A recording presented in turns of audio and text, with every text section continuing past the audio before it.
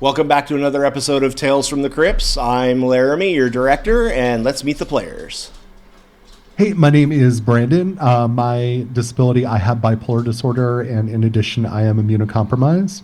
And my pronouns are he, him. Hi, I'm Corvin. My pronouns are he, they, and I have bipolar and OCD. Hi, my name's Brooke. My pronouns are she, they, and I have sensory processing sensitivity and synesthesia and PTSD. And when we last left off, we had just finished our first story, which, again, if you want to go back and watch that, make sure that you do. It's going to have a lot to do with things going forward. What we're doing here is an anthology, basically, and there's a story between stories. So that's what we're doing today. When we last left off, Slasher had come to an end, and each of you awoke to a room you've never seen before, a small, rather featureless, plain, undecorated room with just a simple twin bed, basic bedding, and a light in the ceiling that turned on when you sat up. There was nothing else in the rooms. And when you opened the door to look out into the hall, about the same time as the others did, you saw not only each other, but you saw everybody that you remember from the island that you were at for spring break. And they're all looking out of their rooms with the same kind of what the hell is going on expression as you guys, who had all thought that you had moved, on with your lives. The weekend was over, the week was over, you had gone to bed and woke up here. And not only are you all here, but those of you who died are here. For example, you see your best friend. Oh my god, Paige. Yep. Paige is here, Max is here, Lane, Valentine, Lewis and Owen, they're here.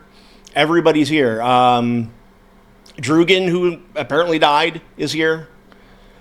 And everybody's just kind of trying to figure out what the hell this place is. To set it, again, for those who are just joining us, you are it's a simple hallway with doors on each side, just going down pair by pair by pair. And you notice that the door across from you, and looking at some of the other rooms across from you, they all have designs carved on them. And when you turn to look at your own, you see that you have one as well, and each of them are tarot cards. So, when you look at your doors, Brandon, yours is the card Strength. Corvin, yours is the Fool. And Brooke, yours is the Tower. Yes. Also known as probably the worst card in the deck. Everybody's afraid of the Death card. Death doesn't mean what you think it means in tarot. The Tower's the card that you should be afraid of. And that's your card. So you see these other people, you recognize them, you are all wearing the same basic, I would describe it as like hospital scrub type clothes, tops and bottoms. There's no dresser in your room, so you don't know where you got them from. You don't know where you would change. There's not even like a bathroom in your room. There's just this hallway with your rooms, and at one end of the hallway is a dead end, and at the other end of the hallway, the hall turns, and you don't know where it goes or what's down there. And you see people starting to creep out of their rooms, reunite. Several people that were together, in the story, run to each other and are reunited, and others who see those that they thought were dead are like, holy shit, what happened? How are you here? Why are we here? Where is here? And that's where we will begin tonight's episode, is you guys wake up here. And you have very vivid memories of everything that happened in the story Slasher. But as I said at that time, all of your memories before the events of that week are more like postcards. They're not actual memories. There is context. You have the metadata that goes with the postcards.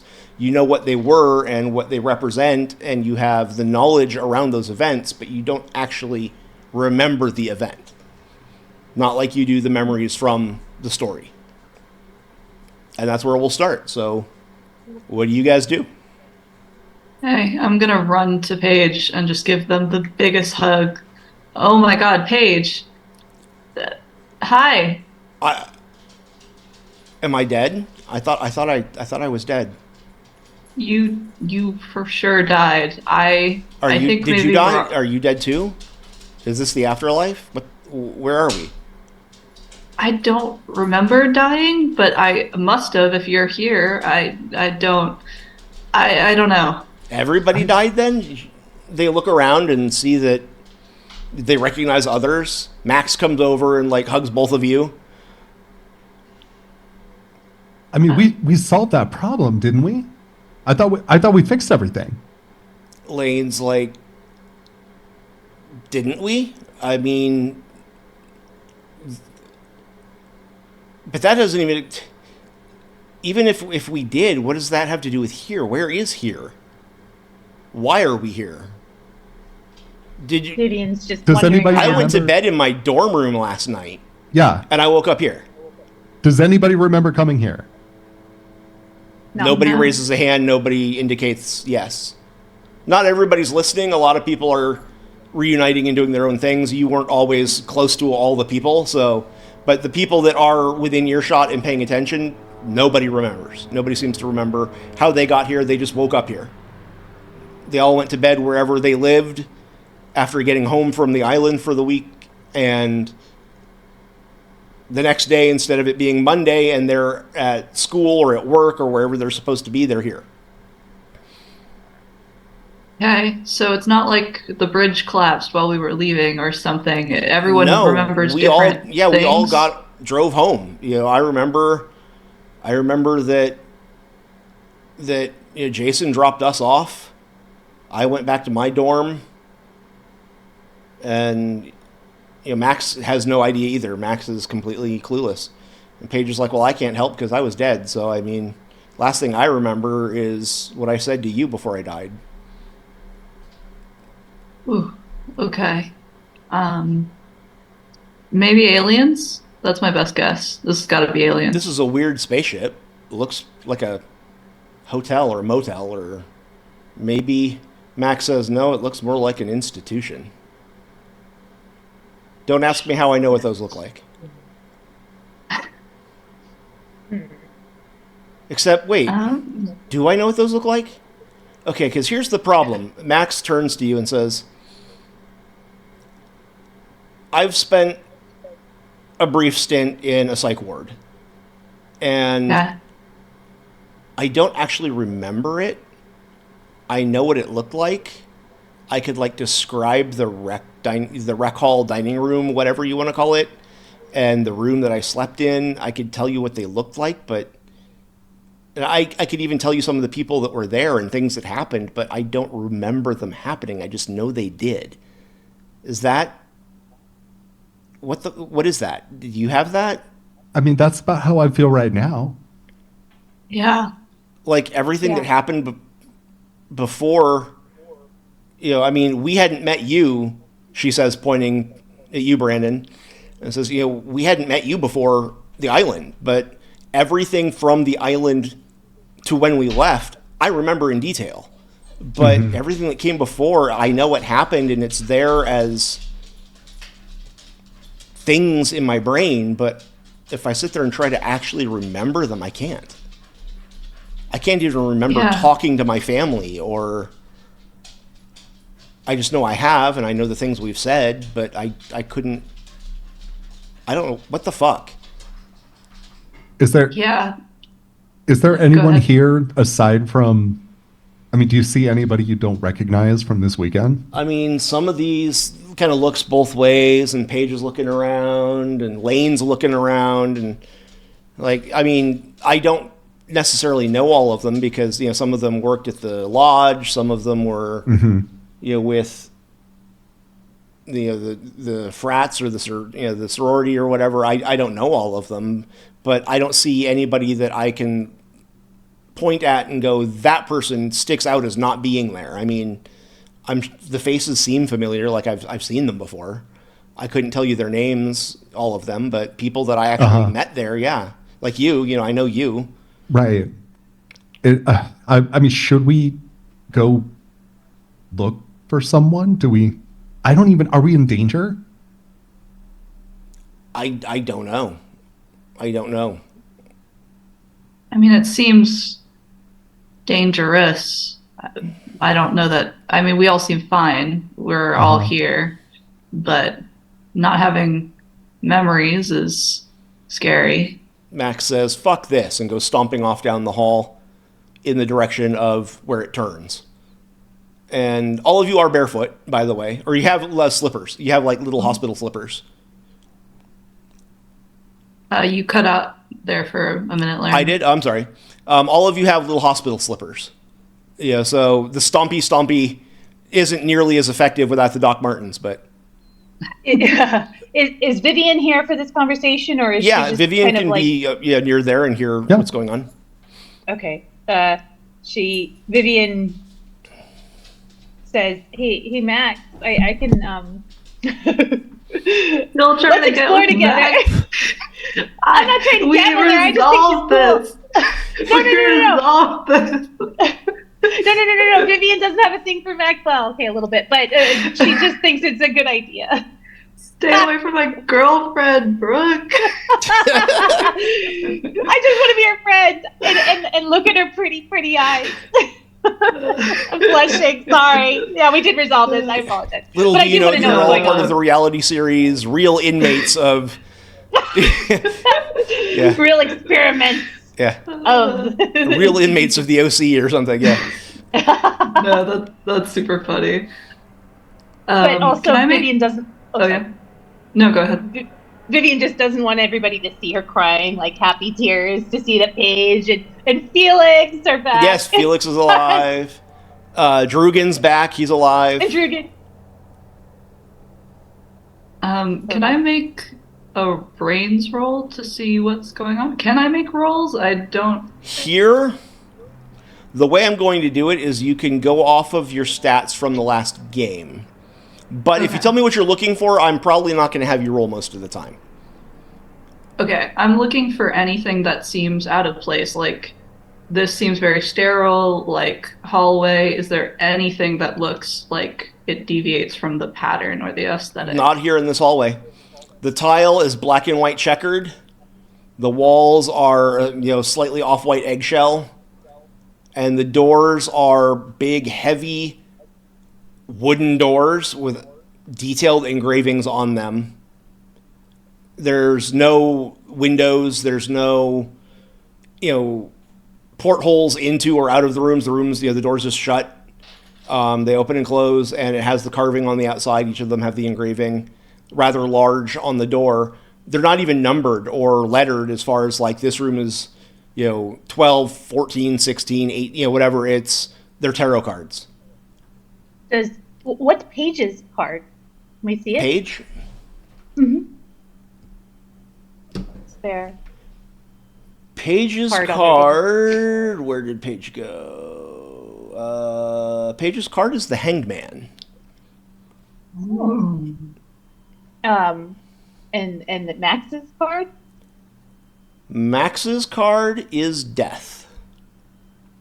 That's pretty cool. That is pretty cool. Damn it! I'm developing out of game like a real world crush on Max. Just sounds hey, so there's cool. enough Max for everybody. Does anybody know what these are? Max, like I said, is walking off down the hall, heading out to see where it goes. So if you guys, Lane's like, okay, let's follow her. Lane says these are tarot cards. I think they look like tarot cards. Lane's card is the Hermit. That fits. Okay, yeah, let's follow after. You gonna follow after Vivian, Max? As an art student, Vivian knows lots and lots and lots about tarot stuff. So she's like, yeah, tarot card. So you move to catch up with Max. A number of people are kind of watching. Where's she going? I don't know. Should we go? I don't know.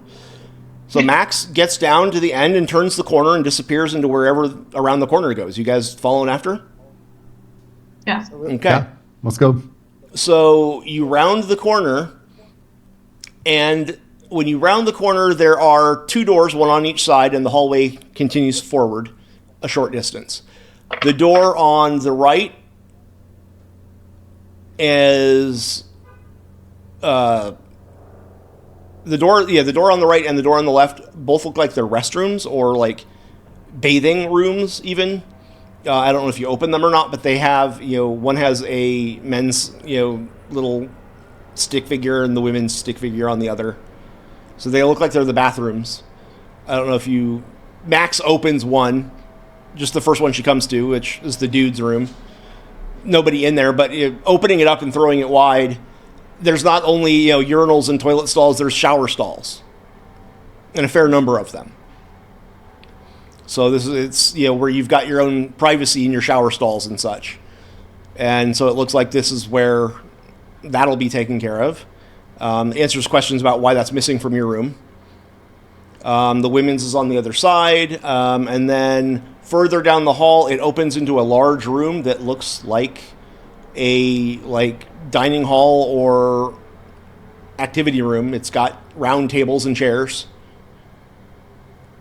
scattered around. You can't see too much of what's in there until you go further down. Max goes further down, assuming you guys continue to follow.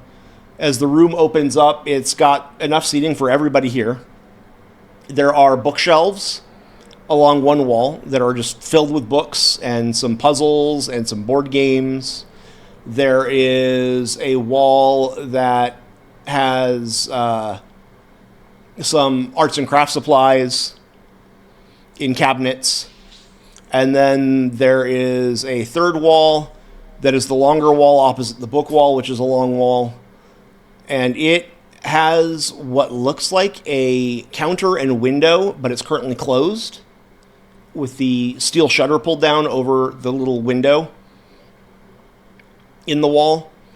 And it's the kind of thing that either like a bank teller or possibly like a prescription desk where you would get handed medications, that kind of a thing is. And then the fourth wall is pretty much blank, and there are no other doors. So there's Actually, no, I'm out. sorry. There's a hallway on the opposite side. I forgot. There is a hallway on the opposite side. Okay. That looks like it continues where the hallway you came in did. It's on the same. So if you just keep walking, you'd cross that room at one end and go further down the hall. Forgot about that. I'm missing something. Okay, so yeah. So Max kind of looks around in there. Were you guys going anywhere or checking anything out? Are there any signs or anything that's written down? No, there's no windows, no signs, no paintings, no decor. What kind of books are they? Are they like contemporary books? Are they literature? Or are they like? It's a big wall of books, but just kind of skimming. It's everything from encyclopedias to fiction to nonfiction. Yeah, some of it you've never heard of. Is it in English? Mm-hmm. Okay. Can I pull out one of the books and see the publication date? You just grab one at random. Yeah, just whatever looks like the newest one. I mean, it's hard to tell. They're all kind of worn, but yeah, you pull one out at random. It has a publication date of 2007. Okay, so we were in the 90s in Slasher, right? Mm-hmm. You were in 94. Okay. I think we've traveled in time. Check another book. 1956.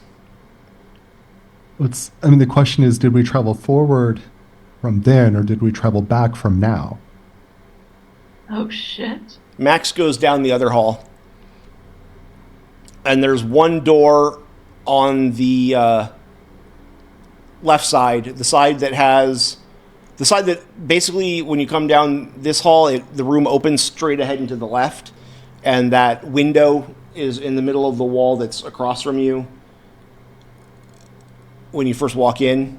And then you go further down that hall. Anyway, the door that's over there looks like it would go in the direction of where that window is, but that window's in the middle of the room, so it would have to be a big room for this door to go all the way to that window. She opens the door and goes inside. So what's in there you don't know unless you go follow. Oh, gotta go follow. Okay, it's the only other door. Yeah. You go in there and you come into a room that has just a row of touchscreens, or what you would think to be like large flat screen TVs, flat computer screens. They're very sleek, very compact, and there's just a row of them along the wall, and there's nothing else in this room. Can I go up and touch one? When you touch it, it wakes up, comes out of whatever sleep mode it's in, and it has what looks to be a menu, and it has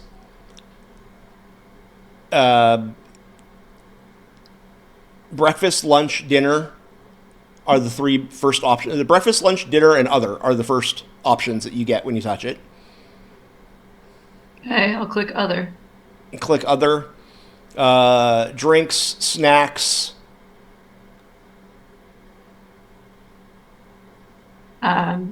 Drink. Water, sodas, alcohols, teas, coffees. Tea. Hit tea, it brings up just a whole screen full of teas, different tea flavors. Okay. Can I get anyone anything? I might have some chamomile tea. I'm pretty stressed out. That could be calming. Anyone want anything? Chamomile sounds great, actually. Sure, make that 3. Okay, so you push the chamomile button, it asks hot or cold. Hot. Hot. Hot.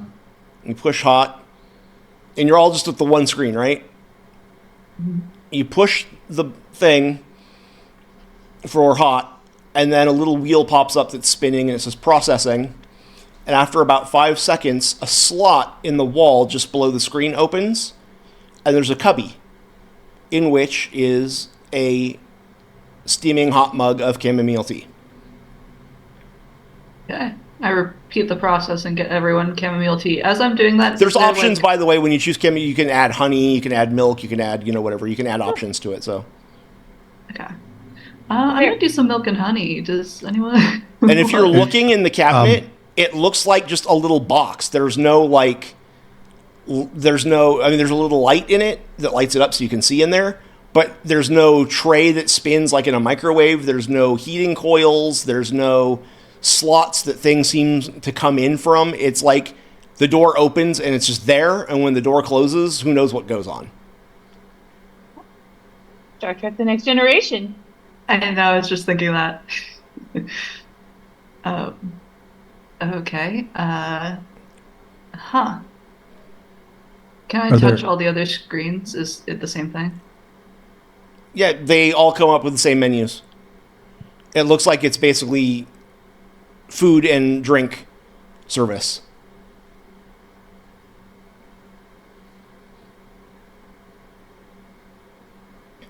And if you kind of explore it, there's different cuisines. There's, if you choose like lunch, then it gives you a whole screen full of different cultural cuisines to choose from.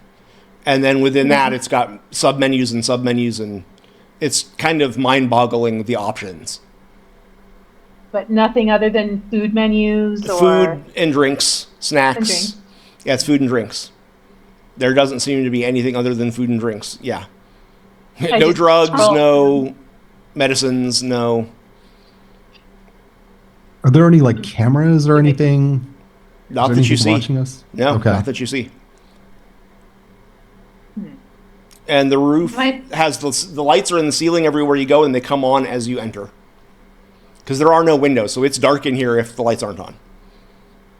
seems like this place is designed to run by itself, but every place needs some maintenance. So maybe if we break something, someone will be forced to come fix it. Oh, that's a good idea. Well, can we go back to like where that little shutter thing was? Because I feel like that's also there's somebody is supposed to be on the other side of that. So maybe we start there. Mhm. So you head over back into the rec or the main room. We'll just call it the main room. And there's a few people kind of milling about. Some people came in while you guys were looking at drinks and started pushing on screens and holy shit, touch screens? Wow, you know. And so everybody's kind of looking around and exploring on their own now that Max touched everything and didn't die. So you walk over to, it's got a little countertop that sticks out, and it has what you're sure would be well, it actually has like a window that you would be able to see through if the steel shutter behind it wasn't pulled down and locked. Except that you can't see a lock. It just is closed. So you're not sure how to open it or if it opens from this side or if it can be opened from this side. Okay, I'm gonna try to force it open. You have a hard time really getting a hold of anything, and even Lane goes and disappears for a minute and comes back and has like a plate of food and a fork. He tries sticking the fork in there to try to pry under, and even that's not helping. It bends the fork. It's not going anywhere. Vivian bangs on it like she's knocking. It's hollow. I mean, well, first of all, the only place that you would be able to bang directly on the metal is in the cutout, the half circle cutout where things would be handed through. The rest of it's behind the glass, which seems to be unbreakable. It's like like heavy duty glass, or maybe like a bulletproof plastic, And then the steel, it rattles when you bang on it, and you can hear it's hollow. There's a room back there, but nobody's answering.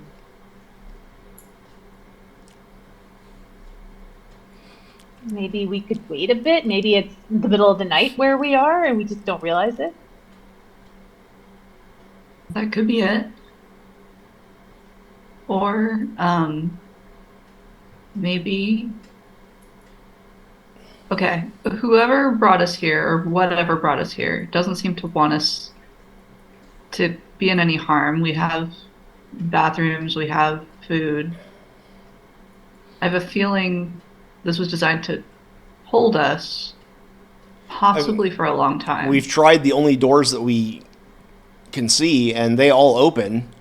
And Max is like, I don't know how they would get in here to give us new clothes or to take out the trash or anything. I don't see how they get in and out unless one of these walls just slides open like the food things. That might be what's happening. I don't know how they got this in here. It's all sealed off. Can we go back to the bookcase and see if there's maybe like something behind it potentially? Okay. There doesn't seem to be. No, it seems like it's mounted to the wall. A couple of people are pulling books off like by the handful and just tossing them on the floor, digging like they're looking for buttons or switches or doors, and they're just tossing books on the floor without a care, digging through shit. Okay. Are the tarot cards that are engraved like in the rooms, doors of the rooms, are they in order? Like, is there any clue there that we can dig up? You want to go back and look and see if they're in order? Yeah, to see if they're like in the order of the deck or if they're in any kind of order that might offer insight. They do not, at initial study, seem to be in any particular order. They're not in the order they would be in the deck.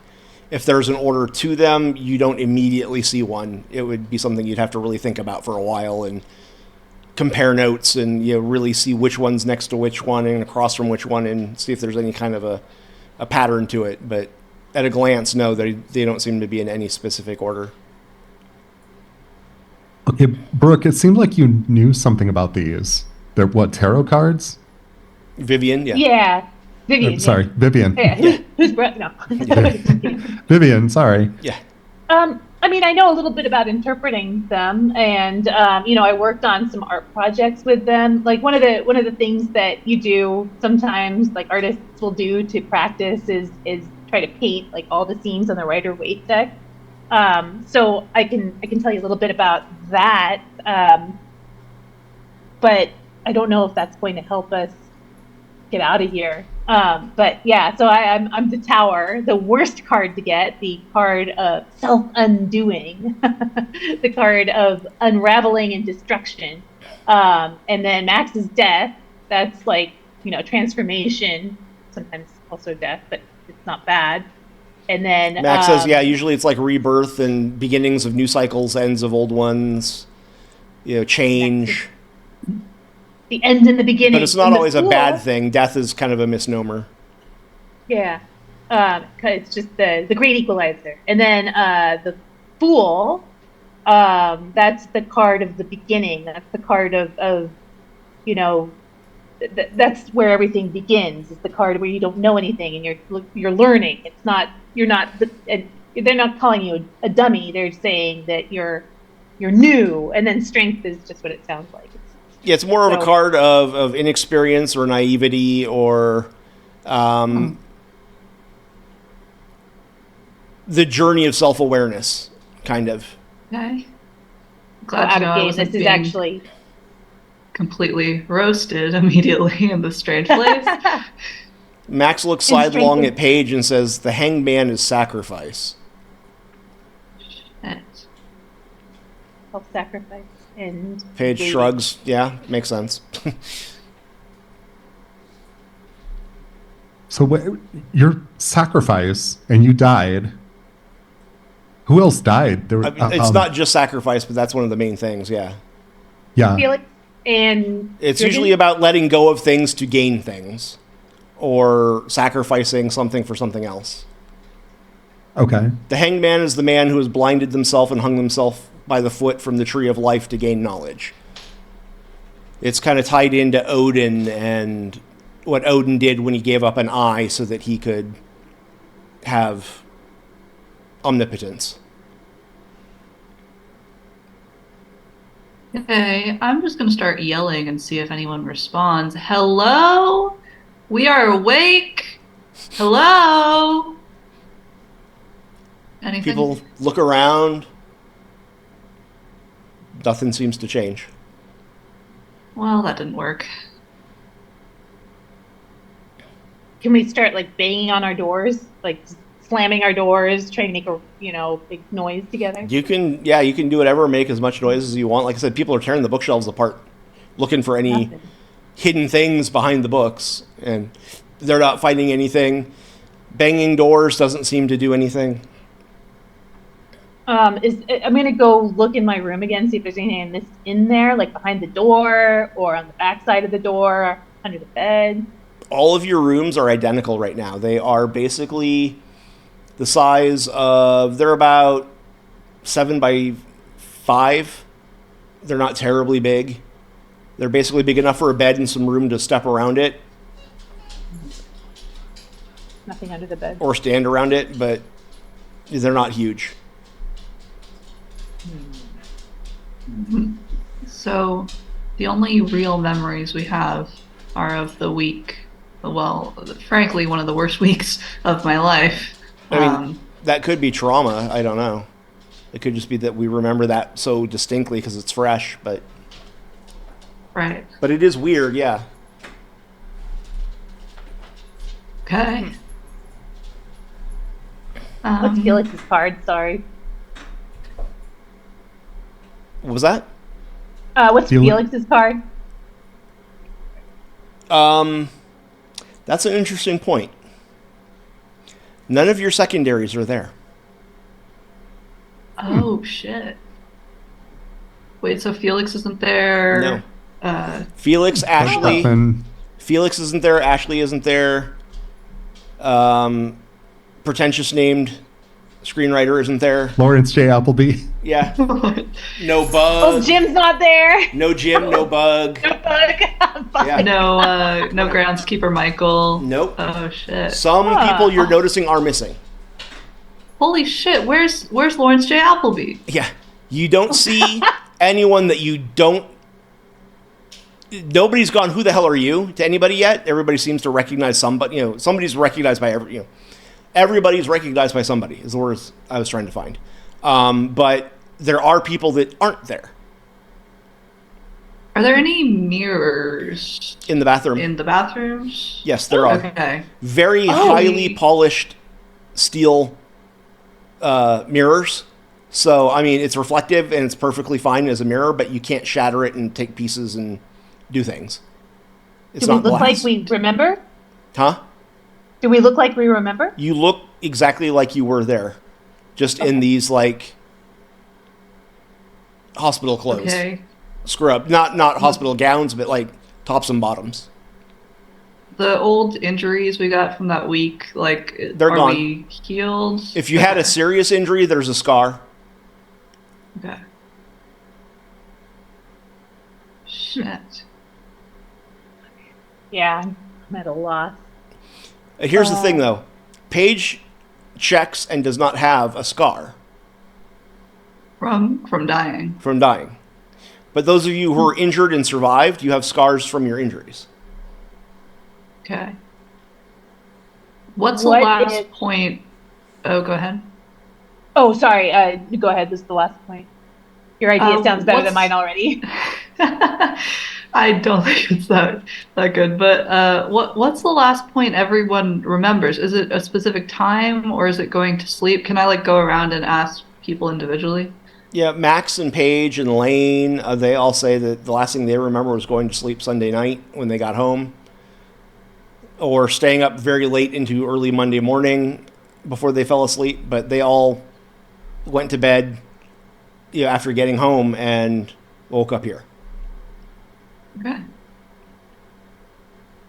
So we weren't all abducted at the same time or something. It's some weird. And I would think at least sleep one of us would remember it. and some of you were dead and are here. Yeah. Right. All right. My less good idea is I go order up something with a knife in it and try to do damage to myself to see what happens.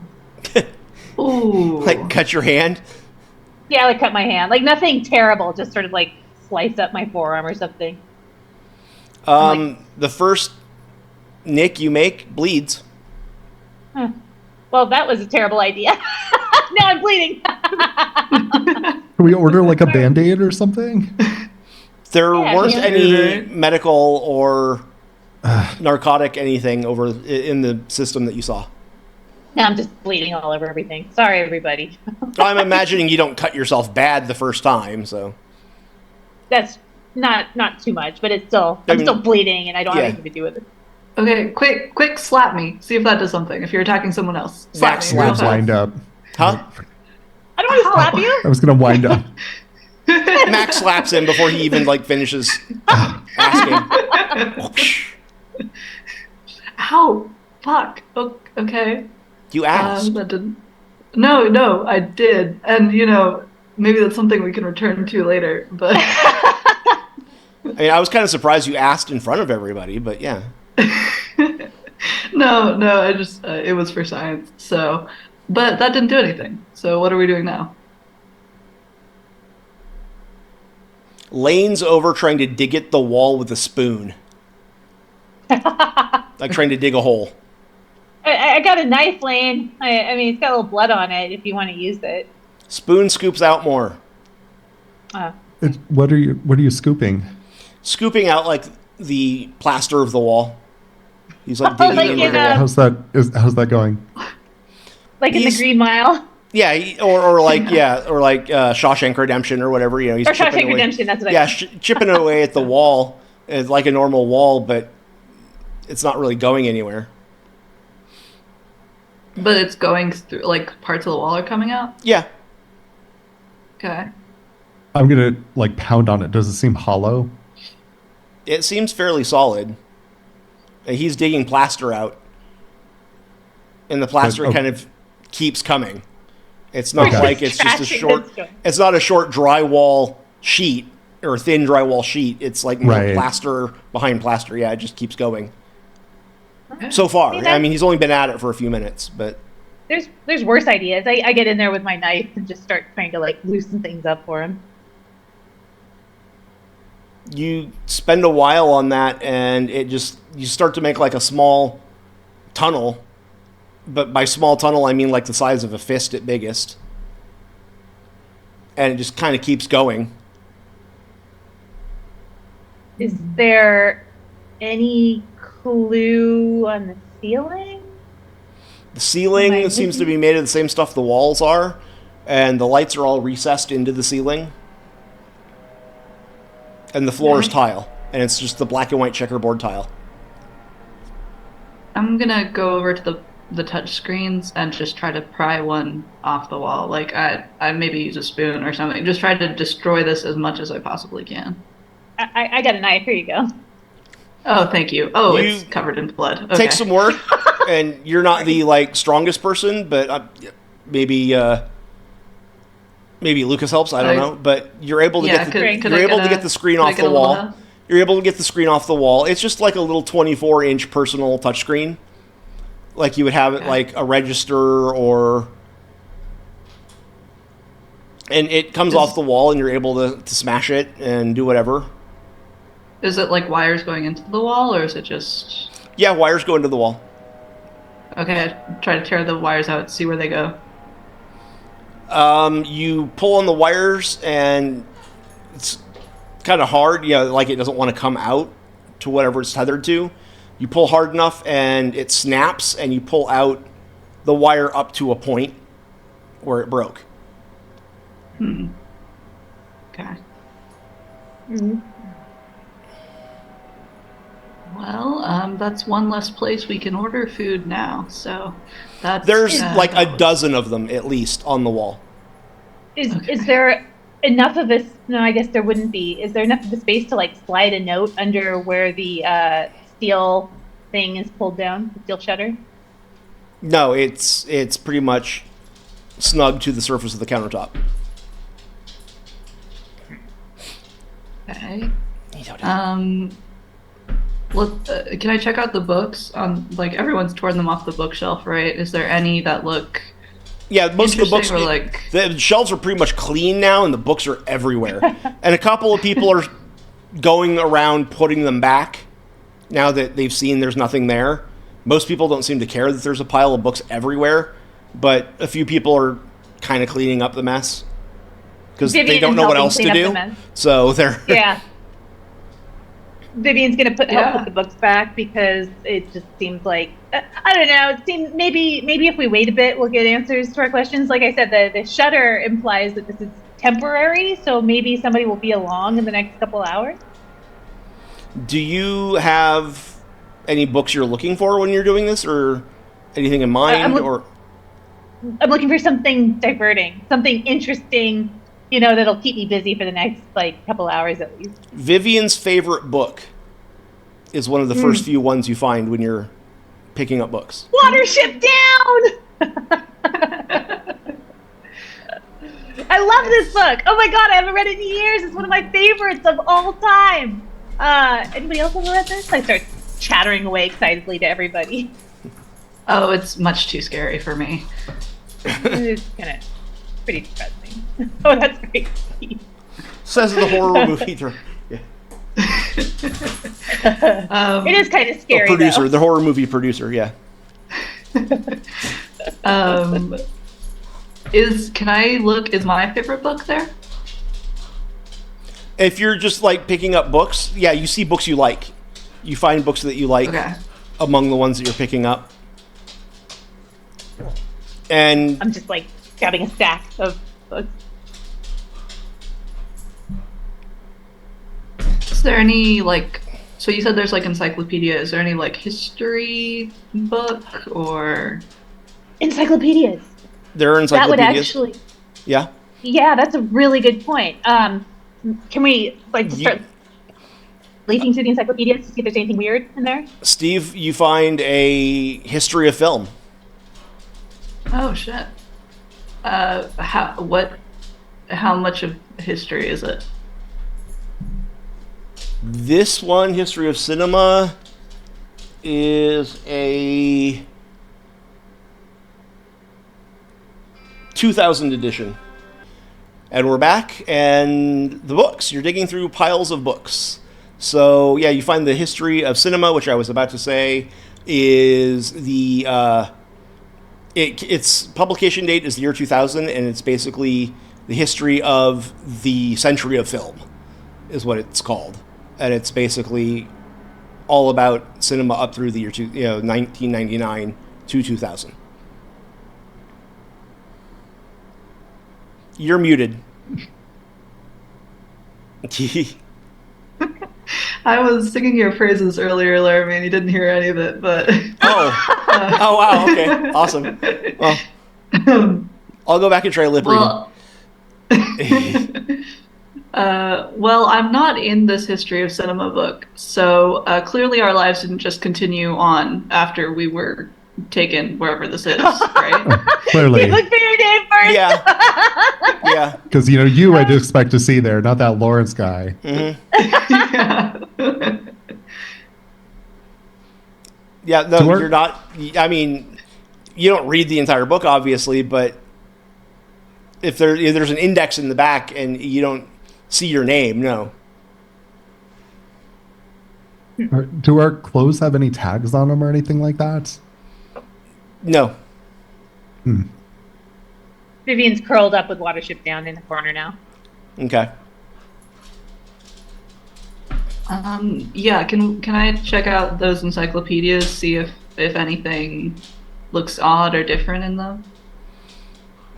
Nothing looks particularly strange or unusual about them. One thing you guys, since I'm not making you roll, would start to notice the more you dig through the books is that the books all seem to be books that either you're familiar with or that you're looking for. Oh, As a thought experiment, if you go, I wonder if there's like a history of beer, you dig around and within a minute or so, you find a book on the history of beer. Ooh. So if there's a book that I really like, but I can't remember the name of it or something, I can... You try that? Yes, like thinking of the cover, picturing it in your head? Yeah, can't remember the title, loved that book. You find it. Oh! Okay, Awesome, I add it to my pile. I want a book on where the fuck we are right now and what's going on. Nice. Okay, give me a second to think about that one.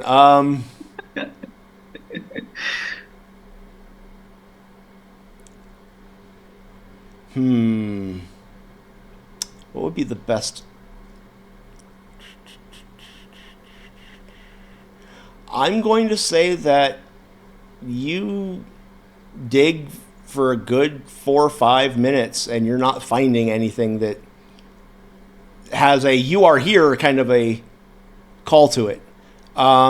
You notice that there are some books on mental health. There are some books on self-help. There are some books on psychology. You notice some themes, but you don't notice anything that is like an answer to all of your questions kind of a book. The user manual doesn't seem to be here. Yeah, that seemed a little too easy. Pretty cool idea, though. I have to... I'm actually going to... I'm not really going to be using them at all, but I'm going to give you a genre point for that because you actually maybe have to sit there and think for a minute about what would happen with that. Yes. Yes. Genre point. Oh, so do our genre points carry over then? Yeah, they carry over. Oh, Whoa. nice. Do our survival If they get to be points carry too over? like huge, if you start stories with like pools of 20, I'm going to start knocking them down, but... Or I'll start making you have to use them more. Yeah. But what was the question? Do our survival points No. carry over? Not from Okay, stories. Those are per scene. Scene, from episode to episode or scene to scene. Actually, not even episode to episode, but scene to scene, yes, they carry over, but they don't carry over from story to story. Okay, cool. Yay, got a genre point in the weird episode. Ha, go me. Is there a book about what we just lived through? About what where we just came from? Aww. The dog tag. Hi, Zoe. Hello, Zoe, baby. This is Zoe's Zoe, so my service cute. dog. Hello, Zoe. Hi, Zoe. Oh, Aw, hello. what a You're sweet giving me all the dog. love. Yes, you are. Hello. Okay. You're looking for a book. You find a book on scenic vacation spots of Oregon, but that lake isn't in there. Oh. So there's not a book like the adventures, the slasher adventures of Vivian No, and not that you find. No, you do find there- a vacation spots of Oregon kind of a thing, or the Pacific Northwest, and in general, but none of them have any mention of that lake or that lodge in them. Is there a map in that book? Or Of can Oregon? I find a book with You a can map find of an Oregon? atlas. Yeah, you Yeah. find an atlas of the United States. You go flipping through it. You find a map of Oregon. Spend time combing through that, and you do not find a lake that fits where you were. Okay. So maybe okay. At this point, Either you guys have done quite a bit. Yeah, I mean, we've talked through it quickly, but quite a bit of time has passed. You are starting to get hungry. People are already starting to get food and drinks. Just letting you know that you are getting to the point where it's been hours and you're starting to feel hunger. So, yeah, maybe okay. Either these books are wrong and there is a place called the Eager Beaver Lodge and a lake that it was on. Or our memories are wrong and that place doesn't exist. or it's a government cover-up. Or it's a government cover-up. Vivian was a big fan of the Fair. X-Files back in the 90s. Lucas, And- anything Let's- you're doing? I'm stumped, honestly. I mean, if Steve and Vivian can't think of it, I don't know that I'm going to be able to. The So it's football team, your fellow players, or the ones that are here, they are all now drinking beers and having food and deciding that, hey, if we're stuck here, we may as well enjoy it. Okay.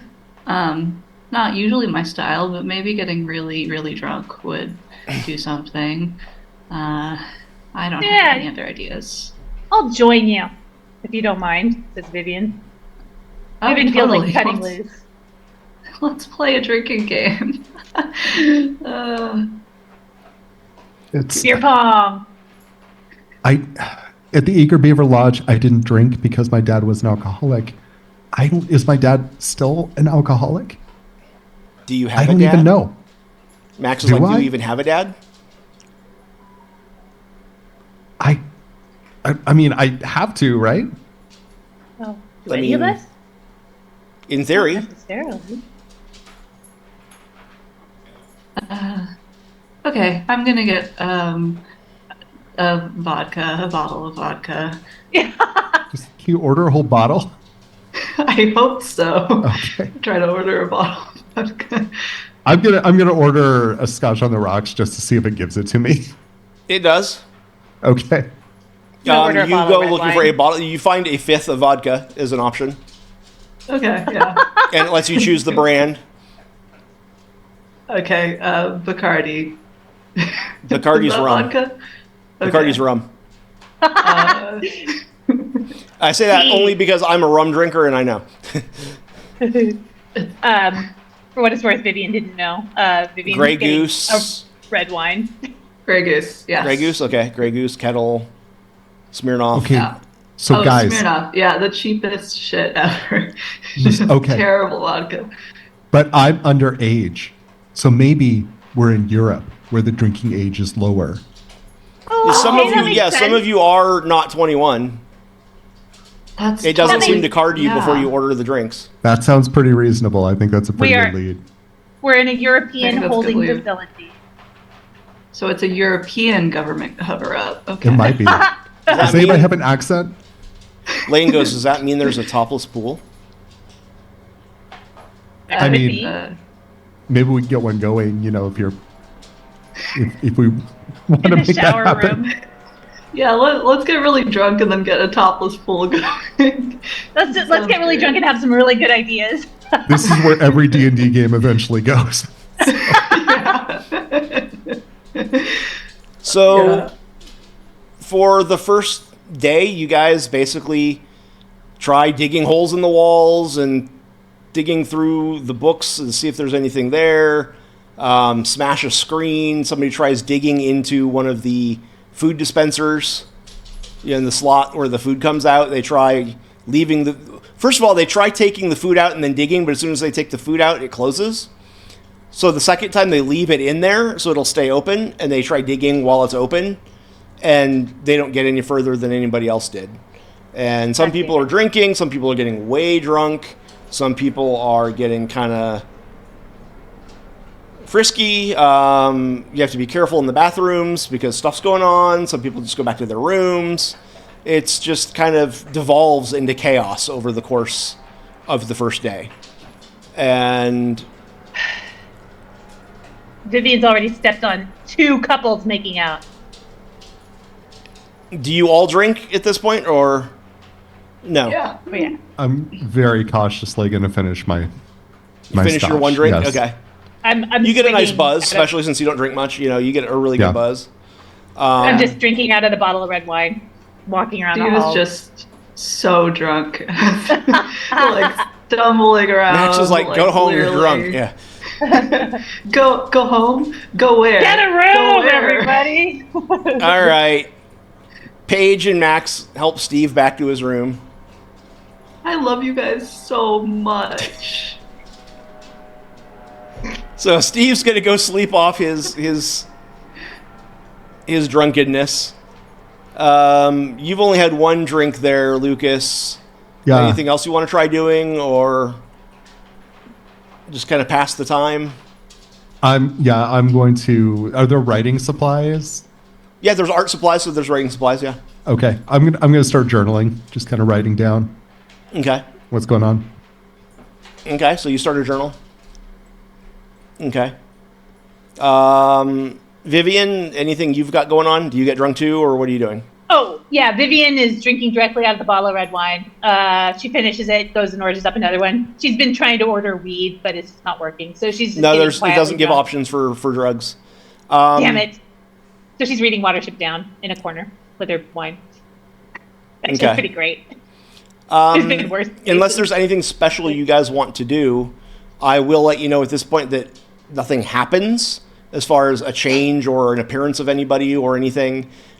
Nothing happens the first day. And that you guys eat meals when you're hungry. You notice that there is nothing. There are trash cans to dump stuff when it's done, but you can stack up dishes, whatever. You don't see like anywhere to put them. You just kind of leave them on a table. One table just kind of gets designated as the dish table.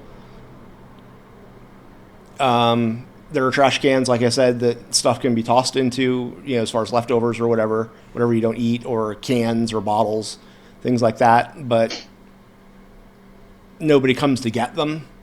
But there's enough that they don't get over full the first day. Eventually, you guys do all get tired. Some of you, Steve, faster than others. Do you go back to your rooms to sleep? Do you decide to just camp out there in the corner where you're reading to sleep, or what? Vivian goes back to her room. She needs some alone time. Lucas? Back to my room alone. Okay. I'm gonna close that door. Yeah. Your rooms do not... They open for you from the outside, but when somebody else tries to open your door, because they've tried this, and you find this out throughout the course of the day, the only person that can open a door from the outside is the person whose room it is. Can Can other Cool. people enter? Other people They can enter if you open it for them. And they can open it from the inside to get out. But no one can enter someone else's room uninvited. And the doorknobs don't seem to be digital. There's no like fingerprint readers or nothing that you can make out. It just knows that it's you when you open your door. Or not you. So if it's technology, it's technology on a level that you can't even figure out. But then again, the food dispensers were the first sign of that. That if it's tech way beyond anything that you've seen before, to where magic and technology are kind of indistinguishable. The difference between the two. Steve is fully sobbing. Just magic doors. They're magic doors. So, one thing you find out when you wake up the next morning is that regardless of where you went to sleep, you wake up in your own bed. Vivian, your cut is gone. Oh, am I hungover? No. Awesome. There's no blood stains on your clothing, on your skin. Your clothing is completely perfect, back to normal, like fresh. Steve, you're not hungover. Holy shit, this is amazing.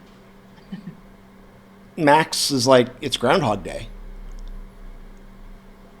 Oh no. You go out into the main room. Everything is back where it's supposed to be. All the dishes are gone. All the damage to the walls, gone. Everything is exactly where you first found it. It's like the entire place resets. Completely. All the screens are back on the wall in the dispenser room. It's like nothing changed. In fact, your journal is empty. Huh. Everything you wrote yesterday is gone. Huh. Huh. Do you guys remember yesterday? I mean, Yeah. before I had Steve, you 3 probably bottles of remember wine. some of yesterday. Okay. Yeah. Well, I remember yesterday. That so wall I had guess- like half a dozen holes in it. One of the toilets got clogged up so bad the male bathroom flooded. I mean, this place was a mess yesterday. There was just a pile of dishes on that table. The trash cans are empty. Everything's like new. Is the shutter still down over that one window? It is. Why have a window if it's never going to open? Like, is this just to recreate an atmosphere of some place, or is this a thing that could open a month from now? Like, I what? mean, there were a lot of books on mental health here. Do you think that's why we're here? Probably. It's a psychiatric hospital? I mean, I they mean- usually have nurses and doctors and... Maybe we're in the future. Self-serve. Yeah. Pages all there are a lot of self-help and like psychology books. Do we need to give each other therapy to get out of here? Yeah. Let's tell me about your mother, Steve. Oh my gosh, my mother is my best friend. She's amazing. She helps me so much. She did my laundry right before I came here. I went home and did a bunch of laundry, and then I came to the Eager Beaver Lodge, and then I went back home and did some laundry, and then I went back to school. I go home like every weekend to do laundry, and Vivian's she like brings this. me. Wow, that's okay. Well, how about your father, Steve? So you actually saw your family over the weekend before you woke up here. Yes, well, my father's dead. Okay. Well, I said family. I didn't say parents. So. Yeah. All right. Fine. I guess technically I saw my chosen family. You know, I saw my coworkers. That's about all I have right now. Well, had. I guess I don't have them anymore. Some of them aren't even here. So everything reset. All the damage we did. Well, that tells us that if we can't dig our way out in one day, we're not getting out. And I don't think we can dig ourselves out in one day because several people spent a lot of time trying, and they got a couple feet into the wall, and I mean, this place was wrecked, and it's like it never happened. So I kind of get the feeling that we're not going to get out that way. What What if if- we all switch rooms? Oh, sorry. Oh, that's a good idea. Also, what if one of us stays awake all the time? Like, does this only happen when we're all asleep? We can try that. I know a couple people passed out just in various places. They all say they woke up in bed. And they don't remember going back to bed. They don't remember being taken to bed. They fell asleep or passed out wherever they were, and they woke up in bed. I also like the switching rooms idea. I think maybe Yeah, we that could is try an both. interesting idea. We could try that tonight. Okay. Yeah, I'll sleep Or in. even just like stay in somebody else's room with them. Ah, Some of us can switch. Some of us can just have sleepovers. You know, see what happens. Try all of it. So Vivian, you said your room was something about like destruction or something like that. the tower. Yeah, the card of destruction. Should we The start card in of- there? Sure. Yeah. I mean, it's the card of, you're getting destroyed because of your own choices, kind of thing. You know, you keep doing stuff that's bad, then it's all going to come toppling down. It's also But not always self-inflicted. It can just be general calamity and catastrophe, and it's just basically bad shit's happening.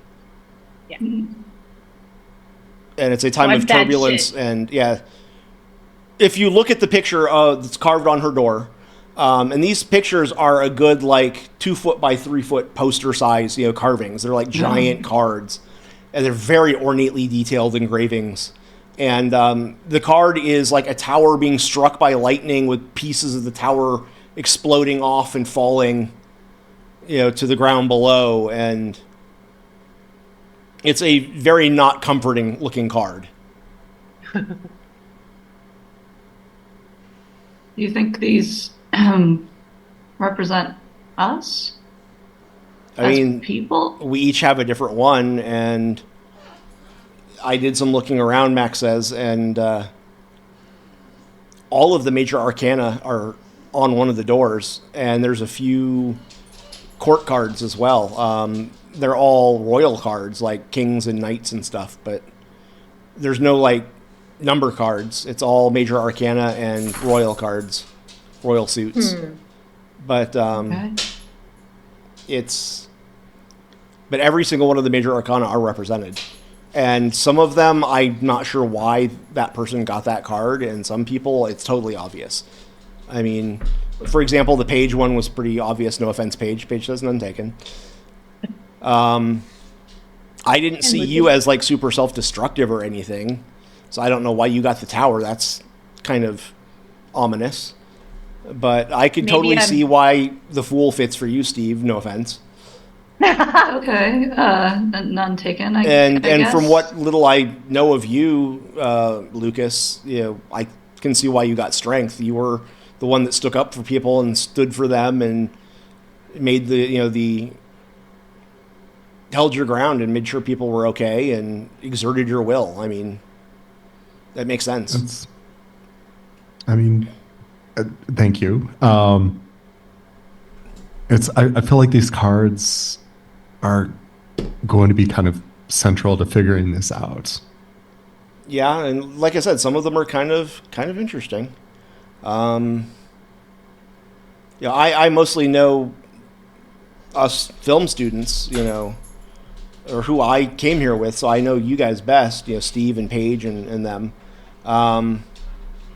There's some interesting ones in there. There's, first of all, and she points to the lead actor diva dude and says his card is the Moon, which is a Right. card. Yeah, the Moon, it's a card that isn't necessarily good. It's secrets and mysteries and things being hidden. I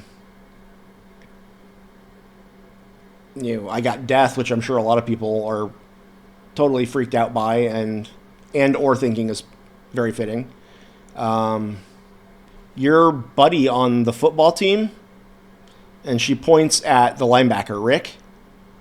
Uh-huh. His is the devil. Just a heads up. Oh. Huh. Okay. Also, not I think- necessarily a bad card. Not necessarily a bad card, but is one of the more on the nose in that it is usually about being confined or being enslaved or being addicted or having control issues. So just something to kind of be aware of. I mean, I've made a note of whoever, I wrote it down. It'll be gone tomorrow, but eventually I figure I'll memorize these because I have my memories. Those don't seem to wipe. But I have looked at everybody's cards and kind of figured out who's what. So if you have any questions on that. Hi. I think death is a very cool card. I mean, if you know what it means, yeah, it's actually, it doesn't bother me at all. I'm kind of intrigued. Your quarterback friend is the magician, which is because the fool is numbered 0 in a lot of decks, and the magician is technically the first card, and the magician is kind of the other end of the fool in that you start as the fool and you end as the magician. The magician is the one who's learned all of the lessons, or if you're a woman, it's the high priestess. That basically you're the one that knows all the secrets and has learned all the lessons and has all of the power. So, I mean, if we're looking at those kinds of things, your quarterback friend is got a big card. Who's the high priestess? Who is the high priestess? Strangely enough, her, and she points to the blonde waitress from the lodge. Oh. Which I didn't really know her. And what you know of her, you don't know her that well, but she is a student. She works in her off downtime from college, so her seasons were more limited. She was not in a sorority. She was a good student. She was working towards a degree in law, working on a law degree, a justice degree. Seemed pretty collected and such, but wasn't the most talkative or outgoing person. She kind of did her job and kept to herself. Well, I know Valentine, so maybe we should start with him. Okay, start with how. What do you want to do? I mean, can we just ask him what's going on here? If he knows anything about that? Okay. You want to go ask him? Okay. So you walk over to... Sure. Do you go with the whole group, or are you going to kind of try to talk to him alone, or... Let's take the whole group. Okay. He's over... the poor guy. He's over with... he's over with Allie, who is his girlfriend, who Max would tell you is the Wheel of Fortune. And with Rick, the devil, and with Ty, the wide receiver, who is the Chariot. Oh, and that makes sense. Tam is the Star, and Alice is Temperance. And they're all kind of huddled together. The cheerleaders that are here and the jocks that are here. Hey, Valentine? Yeah, Can I talk to you a second? Yeah, sure. What's up? What do you make of all this? What do you think is going on here? No fucking idea, man. I mean, I know I guess we have tarot cards on our doors, I'm told. I don't know anything about that. We do. Allie told me a little bit. I guess she fucked around with them in high school, but I don't know. I have no idea what the fuck is going on here. I know the alcohol's good. We found that out last night. I also know that regardless of where you fall asleep, you wake up in your room, because I think I passed out under one of these tables last night. Is the last thing I can remember. Is I said I was going to lay down and rest my eyes for a few minutes. We had been drinking and playing cards all night, and I woke up in bed. And they all swear they didn't take me there. In fact, Allie insists that she let me just sleep under the table. Okay. So the last person out of the room last night said I was asleep under the table when they left, and I woke up in my room. It's fucking weird. It is, yeah. And then, shit just appears in those little, slots, the food and the drink. What the hell? I mean, no microwave, no bing, no settings. It's just you tell it what you want, and like 10 seconds later, you get exactly what you wanted. I don't know. I mean, I'm partially convinced this is all just a dream, or I took something that I didn't realize was as strong as it was. I have no fucking idea what's going on. I mean, it could all just be a dream, but whose dream? I know I'm real. I mean, I hope. I think we'd all would I'm say real. the same thing. So, Valentine, what do you remember from before this past weekend? I remember the week that we spent at the lodge, the weekend that we got there that week, and then we went back, and I remember being back in the frat house Sunday night, getting an early night's sleep because I had classes in the morning and I partied way too hard. So I went to bed early and then I woke up here. That's all I remember. This is the guy who's supposed to be the more evolved version of me? Vivian gets impatient and goes over to find the blonde waitress. Okay. Let me find her name real fast. Because, of course, I erased all the names off of the NPC list for this. So I need to go find the old one real quick. Hang on.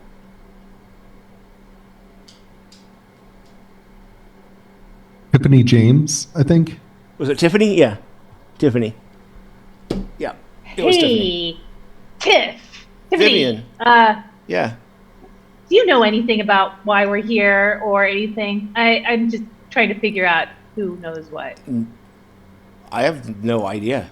I don't know what's going on. No, you don't have any memories other than the lodge here. I finished my Sunday shift.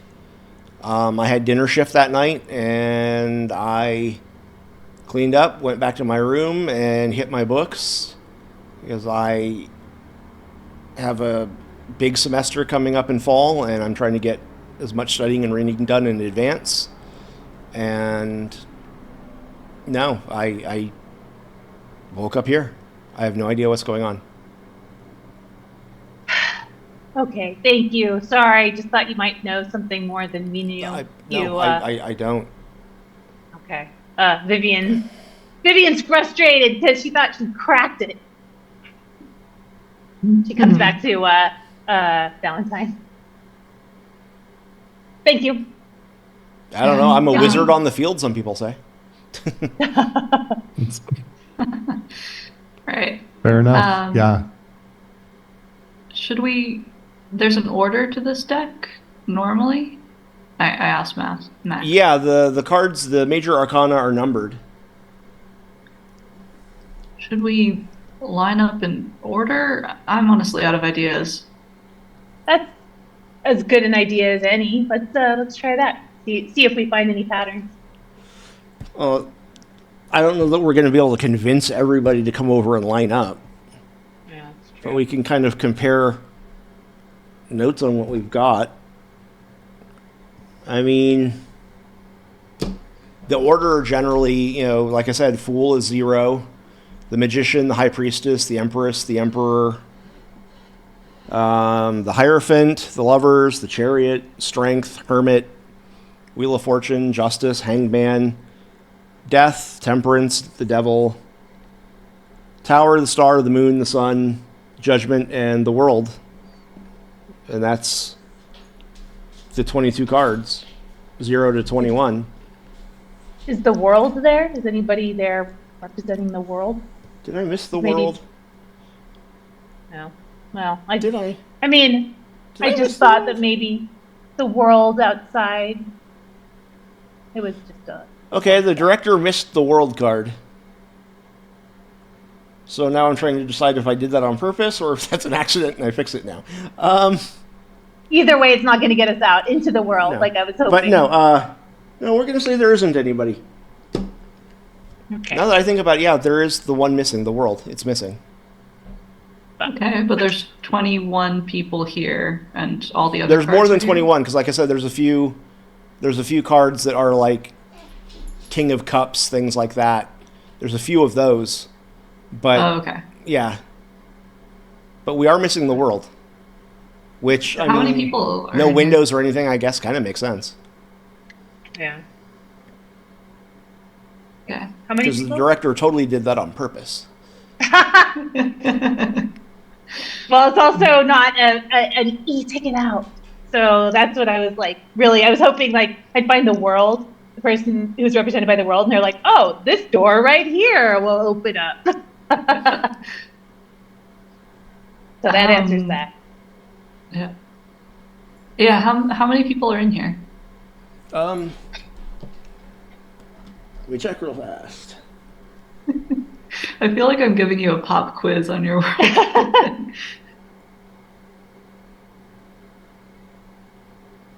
25. 25. 25. Okay. There are 21 major arcana cards and 4 royal suit cards. Knight of One from Wands, each King suit? of Pentacles, King of Swords, and King of Cups. Hey, 3 kings and a knight. That's kind of interesting. Who's the Knight of Wands? The Knight of Wands is Owen. No, Lewis and Owen. And Lewis himself is the Knight of Swords. Oh. Okay. I think tonight we should switch rooms, like you said, Vivian, and we should try to organize it so that one person is always staying up. Because maybe if we stay awake, we'll be able to like see or somehow sense whatever's doing this to us while we sleep, right? Do we have any insomniacs around? I mean, I rarely sleep. A couple of people have had the idea of just like shotgunning coffee all day and seeing how long they can stay up. Cool. Okay, so since most of what you guys are wanting to do today has to do with what happens overnight, unless there's any other things you want to try today, I will go ahead and let you know that the day again passes uneventfully. People find ways to entertain themselves a little less chaotic and destructive today because they kind of got that out of their system yesterday. But there are people that are making plans to stay up. There are people that are, I'll keep you up, you keep me up. If I start to fall asleep, wake me up, etc. You've got some people that are like, hey, let's swap rooms, or let's all stay in one room, or let's camp out in the main room. Different ideas. Different people have different ideas that they want to try. Somebody has an idea of ordering something to drink and not taking it out of the cubby so that it stays open, and see if it's still open the next day or if it closes. Anything they can think of that might change things they're trying, to do. All right. So, are any of you trying to stay up? Yeah. Okay. Who swapped rooms among you guys, or staying with someone else, or what are you doing? I'll swap rooms with Vivian. Okay. Oh, okay, cool. So you guys swap Yeah. rooms? Okay, Yeah. so Vivian and Lucas will swap rooms. And then what do you want to do, Steve? Do you want to have like Max and Paige crash in your room with you? Yeah. Let's have a little sleepover. Okay. They even push one of their beds, into your room. They move it from their room into your room. There's just enough room to squeeze a second bed in. It doesn't leave a lot of room to get in or out, but they can just get it in and be able to get in the door. So, Okay. okay. Yeah. And I'm gonna try to stay up as Okay. late as I can. Me too. All of you, there's no clocks, so it's hard to tell how long you're up or how late you stay awake. You all make very valiant efforts, but at some point you are just overwhelmed by sleep, Damn it. wherever you are. And when you wake up in the morning, you are in your own beds, in your own rooms. No extra beds, no extra people. Everybody is back where they were. Like it does reset when you wake up. And one thing you've noticed is that while different people fall asleep at different times, everybody seems to wake up at about the same time. So you wake up in the morning, and you're looking around in your rooms. I need all three of you to roll a 10-sided die and tell me what you get.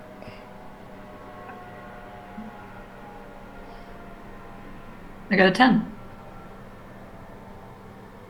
7. 6. Okay. So you are all looking around. You're like, okay, Steve, you wake up. No Max, no Paige, no extra bed. Everything's exactly the way it was, like it was the morning before you woke up. Max's Groundhog Day theory seems to be sticking, that it just resets every day. And right at about that time, when you're sitting up and getting ready to get up, there's a knock on your door. Shit. Come in? The door doesn't open. Okay, I'll get up and open the door. Standing at your door is someone who is dressed from head to toe in black. They wear gloves and boots. There is no skin visible anywhere. It is all concealed. They have a short, fairly snug hood pulled up over the head, and they have what looks like a cross between a old school plague doctor's mask and a gas mask. And they're standing at your door, and in a digitized voice they say, "The doctor will see you now." And that is where we are going to take our break.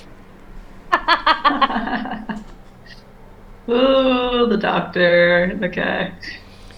And so we will pause here while we take a 15-minute break, and we will come back and see what the doctor wants. All right. Okay. See you soon. See ya. Welcome back to the second half of Tales from the Crips. This is our first facility episode. And when we left off, Steve had just met the first person that seems to work here and was informed that the doctor will see them now. So this person tells you the doctor will see you now and gestures down the hall. Do you follow, or? Yeah, I mean, at this point, anything to get more information about this place. Absolutely, I go. Okay. They say nothing unless you say something to them, but they lead the way. They cross the main room, and you notice that down the hall from the dispenser room, there is now a door that was not there, opposite the dispenser room. Actually, there are 3. There are 3 doors, and they look like small, like offices. And this person, it's hard to tell what gender. They could be either. They're not particularly tall or particularly big, but they're not particularly curvy either. They could be either male or female, and the voice is distorted by whatever is in their mask. They lead you to the first door, and they stop and just gesture at the door. Not the talkative type, huh? They don't say anything. Okay. Okay. Quick question. What's your favorite color? They don't answer. Okay. Never mind. I'll just go inside. Bye. Okay, so you open the door, and you find yourself in a room that is full of bookshelves and has, I don't know if you're familiar with them, demotivational posters. They're the parody motivational ones, where it's like the picture of the Titanic sinking. It says that, disaster is the word at the top, and then it says maybe your existence is just to serve as a warning for those to come. Things like that. Or there's another one that has like lightning striking the top of a mountain. It says every dark cloud has a silver lightning. Every year, dozens of people are hit by lightning trying to see it. Okay. Things like that. So, Yeah. quirky sense of humor. And sitting at the desk in a men's suit that is kind of, it's not really flashy, it's more kind of tweedy professor-y. Earth tones is you have to say maybe middle-aged man, judging by the hair. The hair's gray. It's a bit receding, style, but not well-styled or well-kept. It's brushed out, kind of short-cropped, a little puffy, a little fluffy. But you cannot see the face because they are also wearing a mask. And the Same mask kind of has mask. the same kind of vague Plague Doctor gas mask combo feel to it. And they gesture to the chair for you to, please, come in, have a seat. They say through Is the voice... The voice is Oh, it's modulated still somewhat, but not as badly. It sounds male. Not nearly as badly Hi. modulated. Hi, doctor. So, yeah, have a seat. You know, get comfortable. Okay. I gingerly... Finding take everything my okay seat. so far? I have a couple questions. Sure, Corvin, go ahead. That's not my name. Your questions? Okay, me, Corbin, is starting to get freaked out.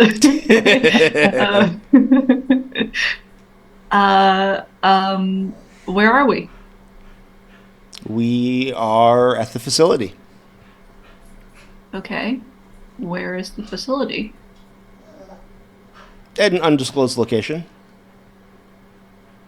Great. When are we? When would you like to be? Whatever time it is. That's kind of hard to pin down. Okay. What is your purpose here? I'm here to help you. How? Well, that's what we're here for, is we're having our first meeting, checking in to see how you're settling in, how you're doing. We let you guys have a few days when you get here so that you can get it all out of your system. There's going to be a lot that you're going through, and we know that you need some space for that. And then when we think that you've settled down, different groups, it takes different amounts of time. Sometimes it's a couple of days like this. Sometimes it can take up to a week or more. It depends on the group. But this group seems to have settled down fairly quickly. So we start doing our introductions and getting down to work once everybody's settled in. Okay. What's up with the tarot cards? Those we'll get to. They have meaning at the moment, but the meaning is not immediately important. Okay. Well, how am I settling in? I'm scared. It's understandable. It's Yeah. understandable. None of you tried I'm anything great. too drastic, which is nice. What have people tried? If you can imagine it, they've tried it. Okay. Director doesn't want YouTube to shut this video down, so we won't go into details, but you can imagine that if you can think of it, somebody's tried it. YouTube Got has it. certain topics that their algorithm will just hear a word and shut down on, so I'm not gonna push buttons. But yeah. Cool. I understand some of those words, but I think I get what you're saying. Yeah. To be clear, that was a director aside, not the character. But yeah. Oh, okay. I was fully YouTube's algorithm does have certain topics that it will immediately throttle all of your views and things on and shut you down if you talk about. Yeah. Gotcha. Yeah. Okay. But yeah. Yeah, I'm scared. I'm grateful to see Paige again. I thought Yeah. that they died. Yeah, they are fine. Did they die? I mean, obviously not, they're here. But for the purposes of your experiences, yes. Okay. What's did ever are my memories real? And we're going to pause here for a second. And Luke, you rolled 7, right, Lucas? Yeah. Okay. You wake up, find the same situation that you are back in your room. You were not able to stay up all night. You are in your room again, and you only know that because you checked the door and it's got your symbol on it. Mm-hmm. And you notice as you open your door and check it that there is a person, again, dressed all in black, head to toe, no skin showing, mask, hood, the whole thing. And they're walking towards you. And unlike the last 2 days, everybody didn't open their door roughly the same time, give or take a minute or two. Mm-hmm. You are the only one that is currently opening your door and active. And you see this person walking towards you. And as they approach, they say, "The doctor will see you now." Do they have a European accent? No, they do not. Oh, okay. So there goes the European theory. Okay. I'm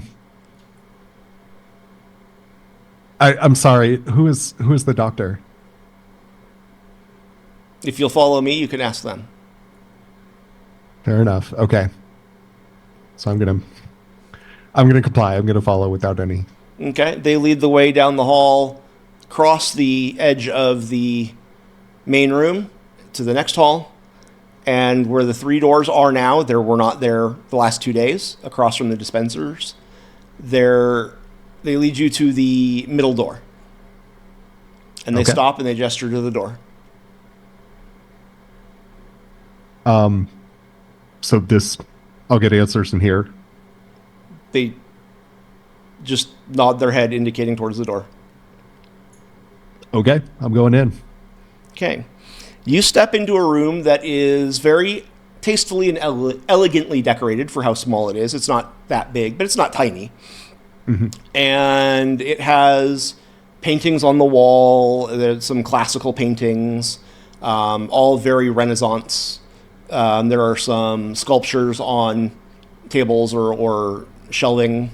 And there is light classical music playing. And seated at the desk is an older woman, judging by the white, just short of shoulder length, slightly wavy hair that is well kept and manicured. And she is wearing a mask that isn't as severe as the person that just brought you here, but does cover the face and does have that kind of combination gas mask, plague doctor mask feel to it. And in a warm British accent, please, have a seat. I'm okay. I'm gonna have a seat. Okay. How are you finding yourself? Am I supposed to recognize any of this? No. I mean, you seem very forthcoming with this information. Have I been here before? No, actually, you're in the new group. What are we doing here? What are we supposed to be doing here? We're here to help you. Help me do what? Help you deal with the things that brought you to us. Did I bring myself to you? Oh, yes, you did, Brandon. Who's Brandon? That... For now, we Okay. can go with Lucas if you prefer. Am I not Lucas? You have been, but Okay. technically, I would say yes, but no. Am I stuck here? Can I leave? You can leave when you are finished with the program. Okay, so what do I have to do next with this program? Right now, I'm just doing our first meeting and assessment and seeing how you've found the first few days, how you're settling in, if there are any immediate concerns. Was- I mean, beyond all the obvious ones, I'm sure. I mean, so you're saying I was sent to that camp intentionally?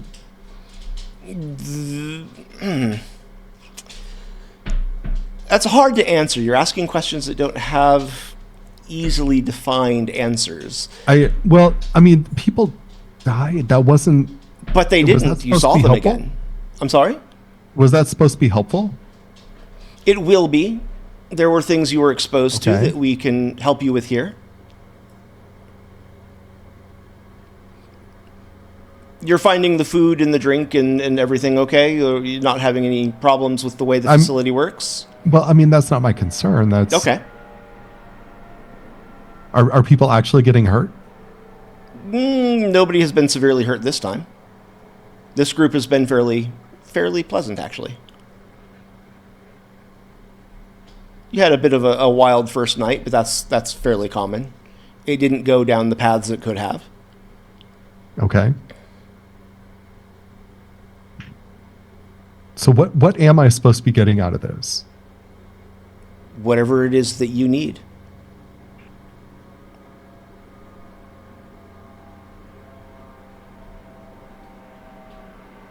All right. Well,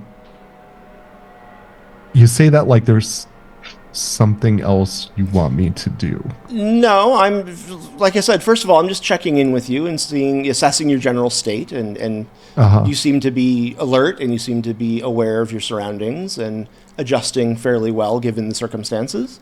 That's my immediate concern, is that we are in a place where we can proceed with actual work.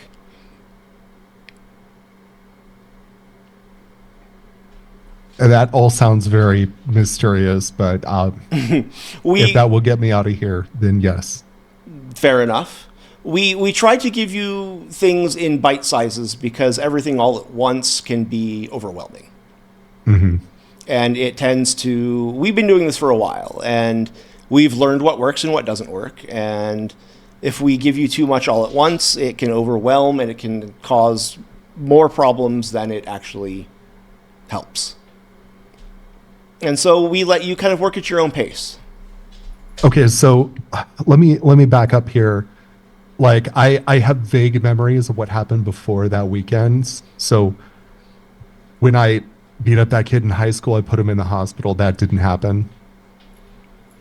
It happened in as much as you remember it happening. I cannot reveal too much at this point yet, because we need to see how you react to the experiences you have. Okay. Are you saying I'm going to be a better person when I come out of this? I hope you feel you are. Okay. That's what you came to us for. Well, I guess I'll see what happens. Okay, and we're going to pause for a second, and we're going to go to Vivian, who rolled lowest, so wakes up last. And you are awakened by a knock at your door. And you realize that, I mean, it's hard to tell, but all the rooms kind of look the same. But you already kind of have a sinking feeling that you're in your room again. Get up, open the door. And the two first things you notice are that it is your symbol, your card on the door.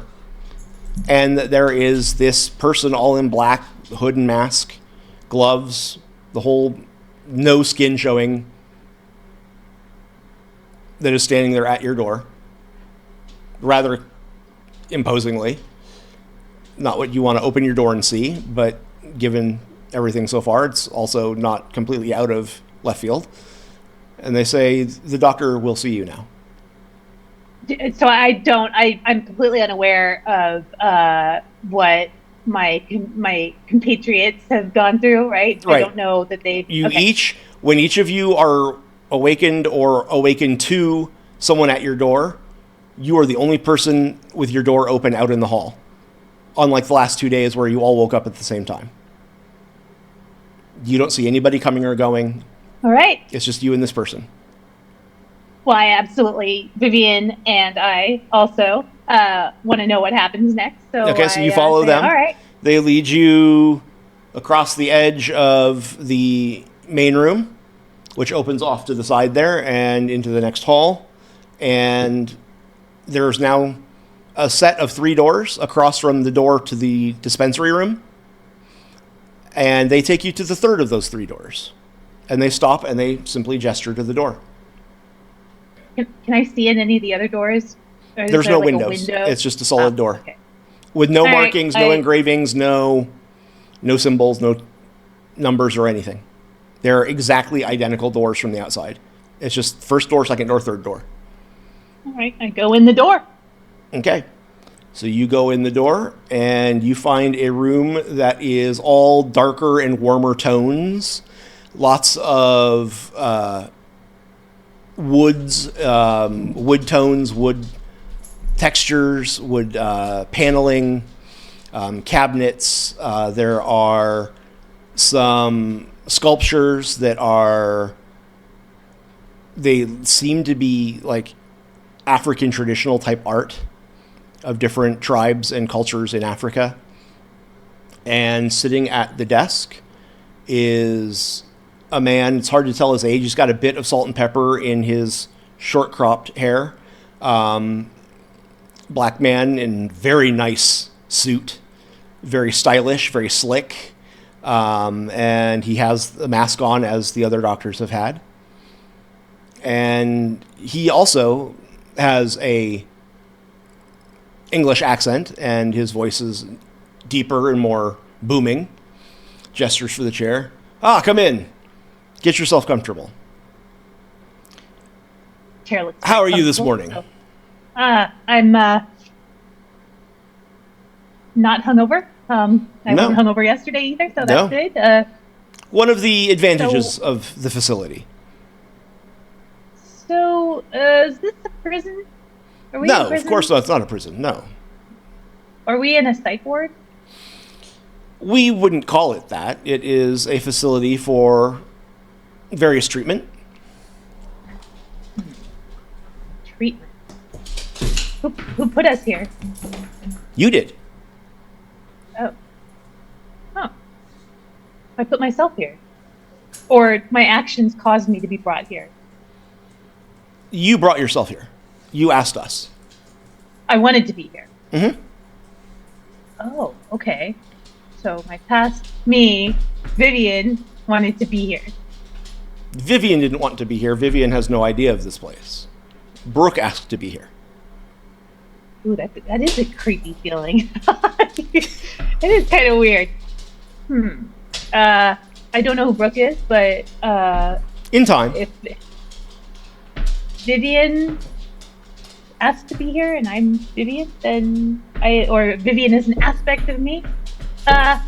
So, just out of curiosity, do you happen to know why my tarot card's the Tower?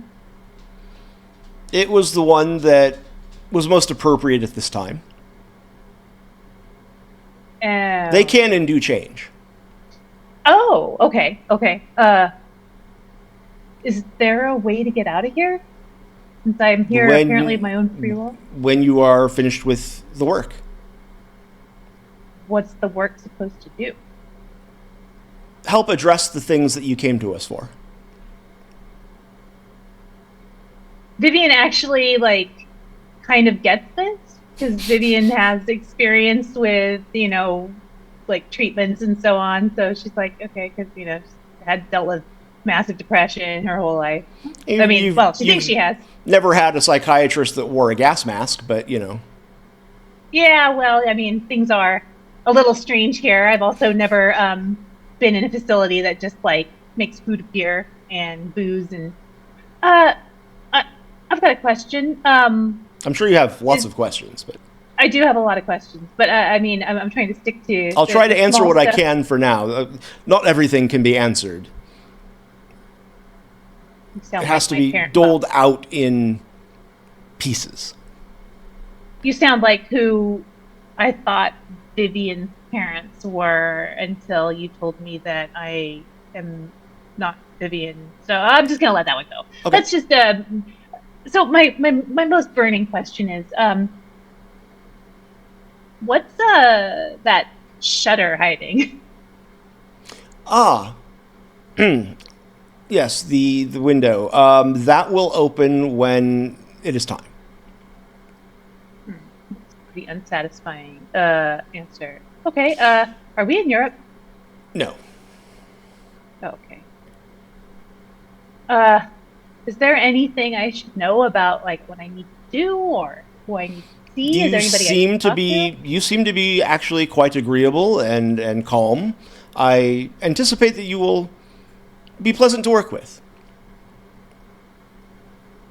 Okay. Well, thank you. I mean, I just saw some people die and come back to life, and I saw, like I said, food and booze appear out of nowhere, and I guess at some The point you food just sort of have to accept things. the food and drink is what comforts we can give you.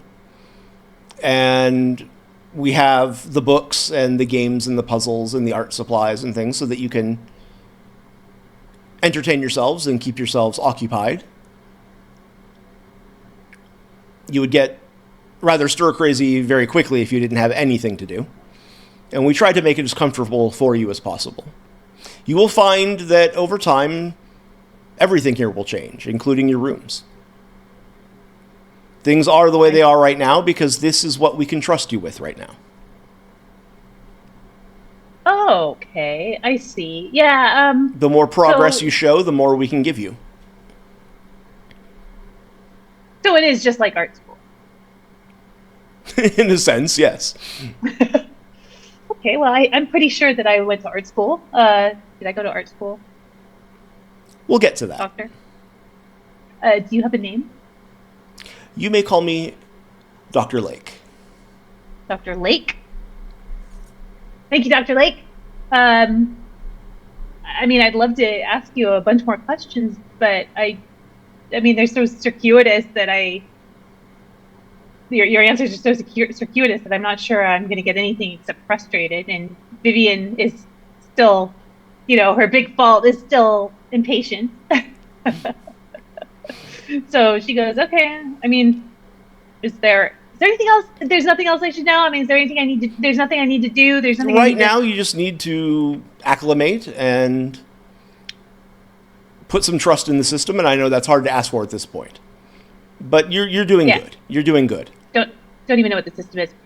Is there any way to get marijuana out of those machines? That's really. As I said, things change over time. Okay. Okay. Thank you. Will I be able to see you again? Oh, yes, we'll be seeing each other frequently. What's with the gas mask? And we'll cut to Corvin for a moment. And where did we leave off? Are my memories real? The memories, the events that you went through. You went through that. I mean, those were your experiences. You remember all of it, yes? Yes. Yeah. I mean, yeah. most You things remember I all of it because you did all of it. Okay.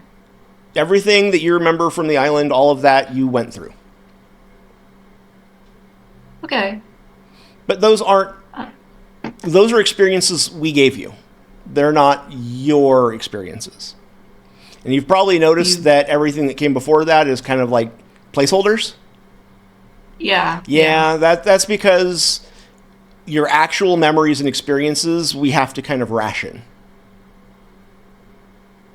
So the lake aren't my actual memories. and They're experiences. actual memories because you did that, but you did that here. You didn't do that before you came here. And so the process here is to put me in dangerous, terrifying situations. It probably seems that way, but the process here is to put you in environments and situations that mirror experiences of your own self and those who are around you here.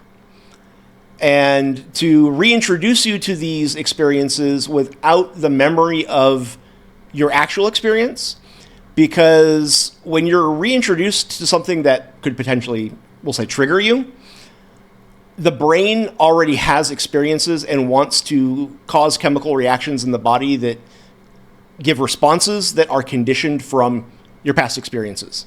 So the best way for us to help you better deal with those things is to take them away and reintroduce you to them one at a time and manage them as you go through them. So my actual real life experience is this Corbin that you keep talking about. That's so weird. This Corbin that you keep talking about, this person, went to a camp, interacted with ghosts previous to me? No. What are you no, saying? The specifics of the experiences are not the point. It's the specifics. Okay, think of it this way. That's all table dressing, right? A creepy lodge on a lake that has ghosts. I mean, there's books out there you could find, I'm sure, that have stories like that, right? Right on those shelves just outside the door. That's not the important part. The important part are the things you feel and the moments you have while you're in the experience. Losing people you know, being in situations of danger, dealing with stress, dealing with anxiety. These are all the things that we're addressing. And so we have things happen in the experiences that mirror those, and then we can isolate them and deal with them as they happen rather than addressing all of the things that you've been through from childhood to now and having to unpack all of the baggage that comes with it. You have no baggage. You are a clean slate. Every experience you have, you are experiencing new, and we can help you through them now, fresh, so that when we do reintroduce your experiences to you, you have the tools to deal with them and handle them as we reintegrate them. That's what we do here. Okay, so what fucking tools are you going to give me to deal with the fact that my best friend died in front of me? Well, the sessions will be starting soon. Right now, I'm wanting to check on you and make sure that you're adjusting okay, which you have been, and you're understandably a bit, I'll say, annoyed, anxious. But that's to be expected, and you're actually handling it quite well. You are here because you asked to be. You are here to deal with things that you wanted to deal with. And you had us unpack all of your baggage and put it in the closet and give you a fresh start. And then we will give you back, piece by piece, the things that brought you here. And we'll start with this one. And he opens a drawer in his desk and pulls out a tiny box about the size of like a jewelry box, like a ring. And he snaps it open and turns it around and sets it out on the table in front of you. And inside of it is what looks like a pill, but it's clear, like a capsule, and it has tiny little machinery inside of it. You want me to swallow this? That's the first memory we're giving you back. Okay. For the record, Steve, did not agree to any of this. No, Steve never agreed to any of this. I'm right there with you. Fuck. Okay, I swallowed the pill. You take the pill? Nothing happens for a few seconds. And then a memory just washes over you. As real as can possibly be. First thing you feel is extreme anxiety and stress. And you're driving. You're driving a car. It's dark. You can't really see much on the road except that the road is in front of you. And up ahead is a gate. And you know that you have to make it. You have to get in there. You're almost there. You can do this.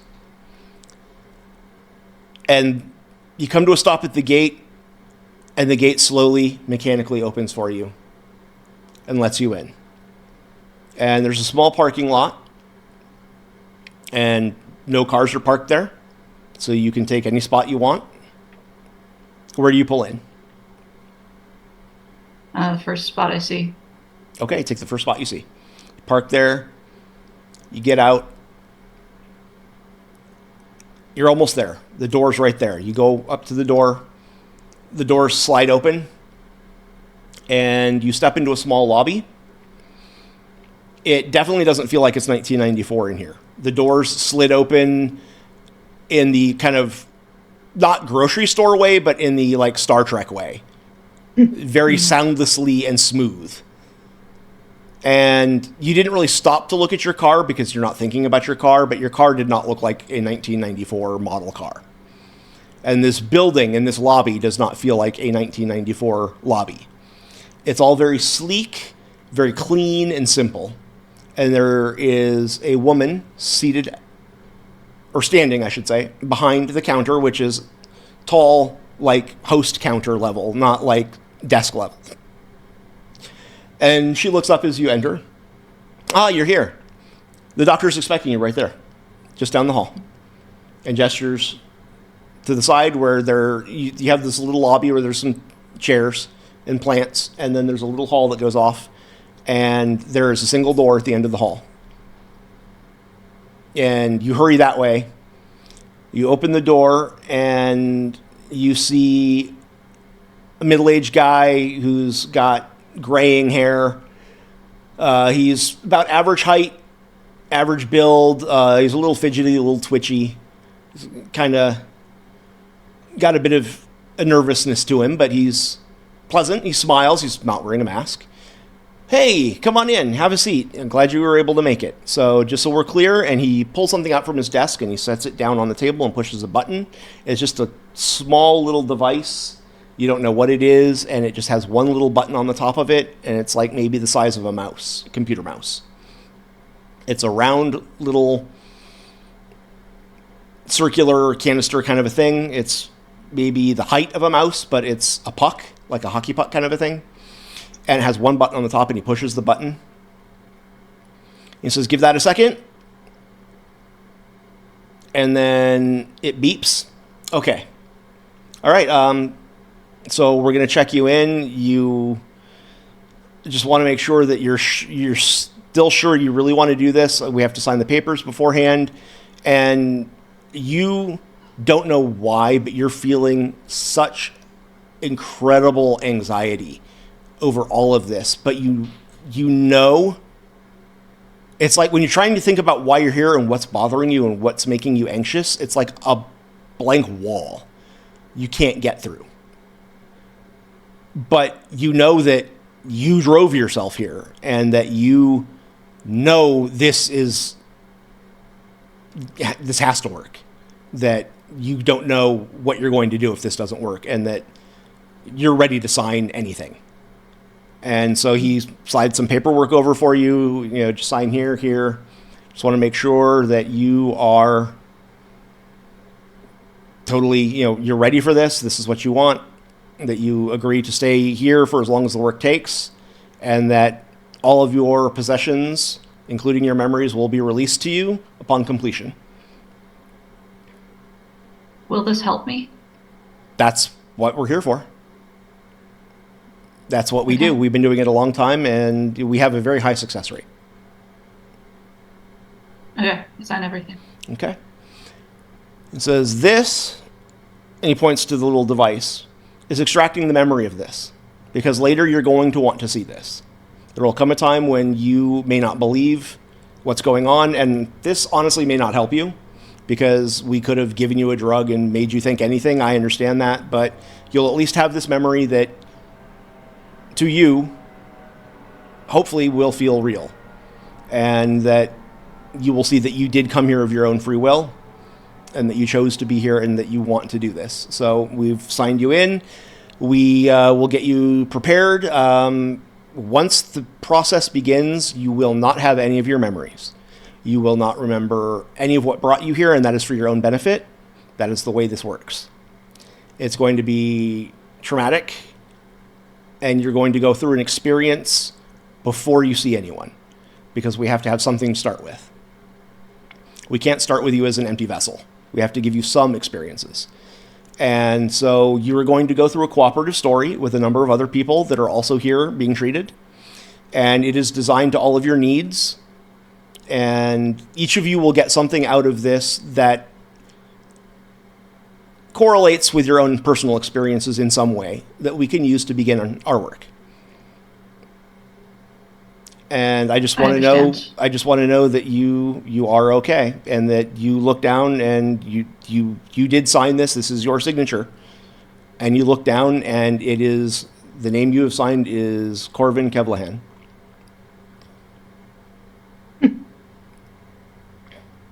It's really creepy.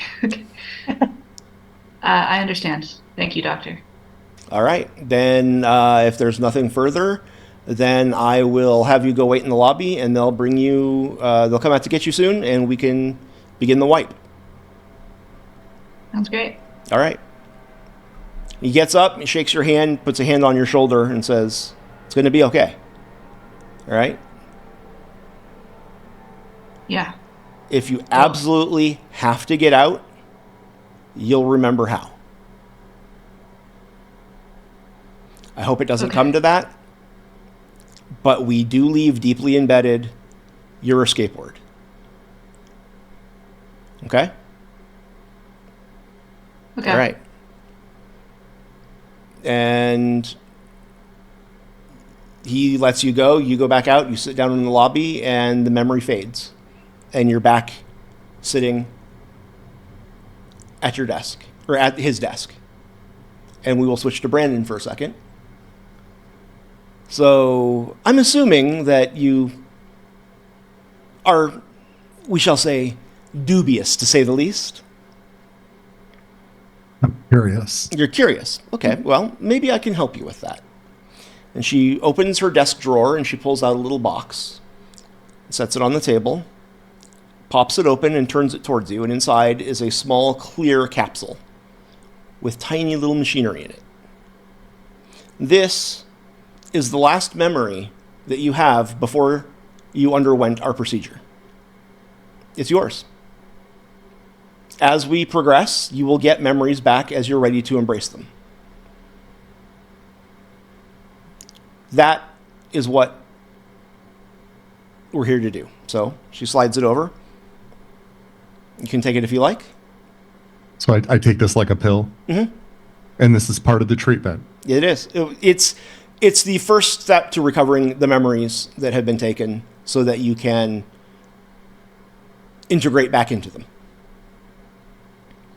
All right. Well, I take the pill. All right. And so you take it.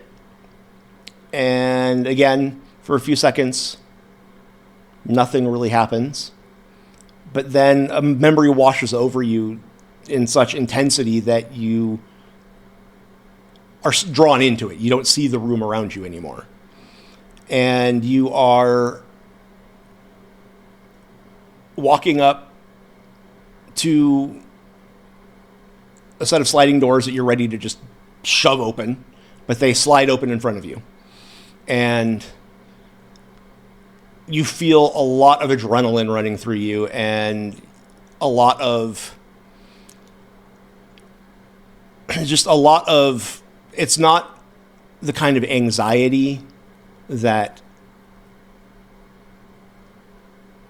the last person was dealing with. This is more of there's some anger in here, there is some fight in here, there is some edge to it.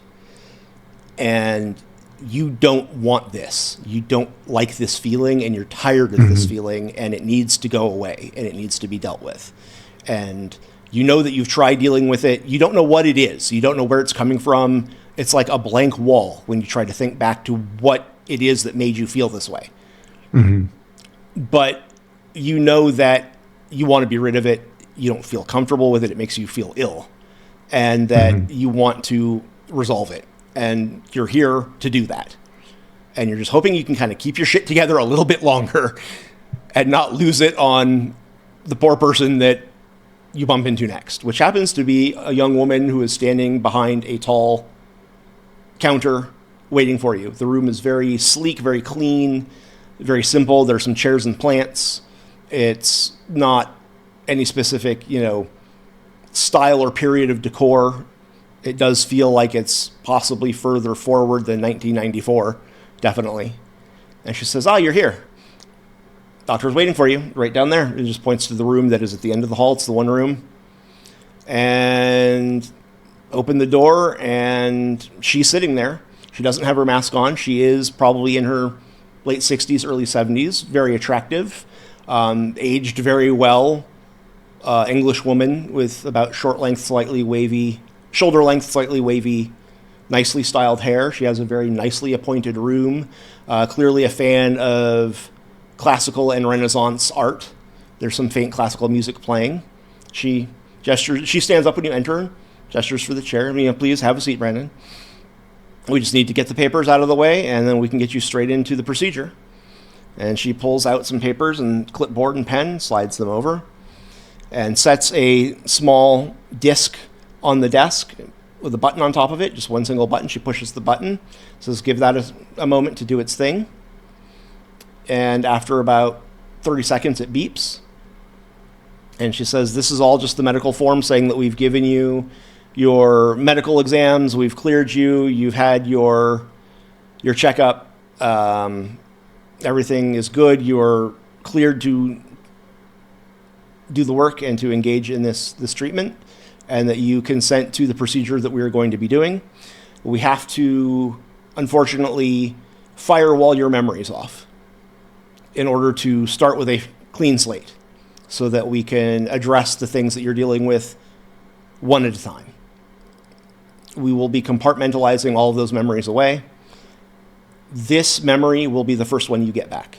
And it is to show you that you did bring yourself here of your own free will, and that you are signing this, and that you agree to undergo the procedure that will wall those memories away from you. And we have discussed, so she hands that over, you're able to sign everything. You can read it over if you want. It's just your typical boilerplate legal, I had my checkup, I had, this screen, that screen, etc. If you sign off on it. And you sign your name, Brandon Gregory, at the bottom. And she says that, from here, wait in the lobby and the procedure will begin shortly. And we look forward to beginning. I look forward to working with you, and I'm sure that you will do well. It's not easy doing this and coming here and taking this step, but I admire and applaud your desire to work with us, and you're in good hands. I will do everything I can for you. Well, thank you. And she lets you go back out into the lobby, where you take a seat as the memory fades, and you're back sitting at her desk. And she's seated back. She has the mask on. She's seated back. That is the first one. These experiences that you go through are obviously supernatural or super reality. Things that happen in them clearly could not happen. There are no such things as monsters and ghosts. The only monsters that really exist are the ones inside of us. And the things that we can do to each other are far worse than anything that we can dream up in our stories. The stories are fantastical because it makes them easier to separate from. Obviously, there is no haunted lodge on a lake with monsters that tried to kill you. None of that would happen. But the things that you experienced, things you felt, things that you had to deal with interpersonally with other people, are things that you are dealing with. And they are things that you have asked us to help you with. And so as we come to each of them, we will give you a memory, and then treatment will begin to deal with that memory. This first experience is to acclimate you and to let you have one of these experiences and to settle in and to adjust. So at this point, if you don't have any further concerns or questions, we can go ahead and let you go about your day and actually begin the work. I guess I'm ready to begin. Okay. Thank you. She holds out a hand to shake yours. I shake Thank it. you.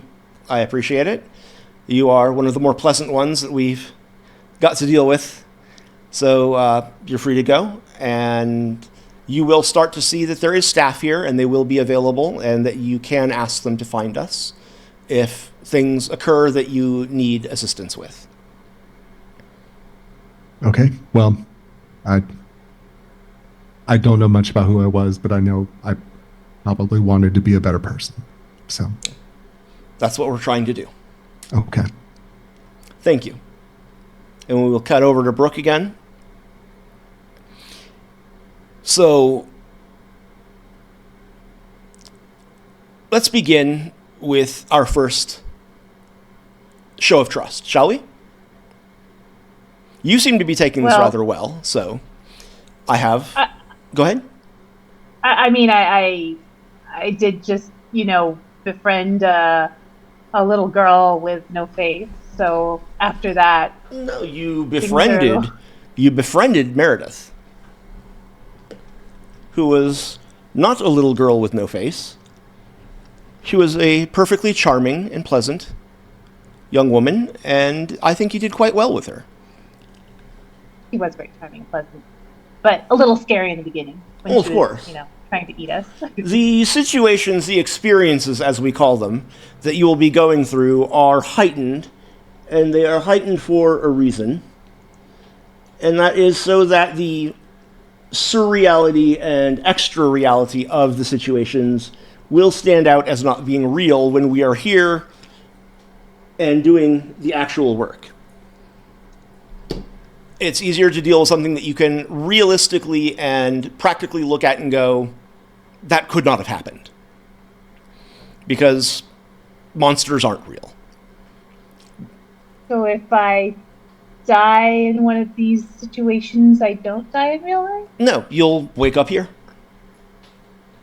I Well, believe the young woman you knew as Paige, in the experience, did not make it out. And you've seen them here, yes? Yes.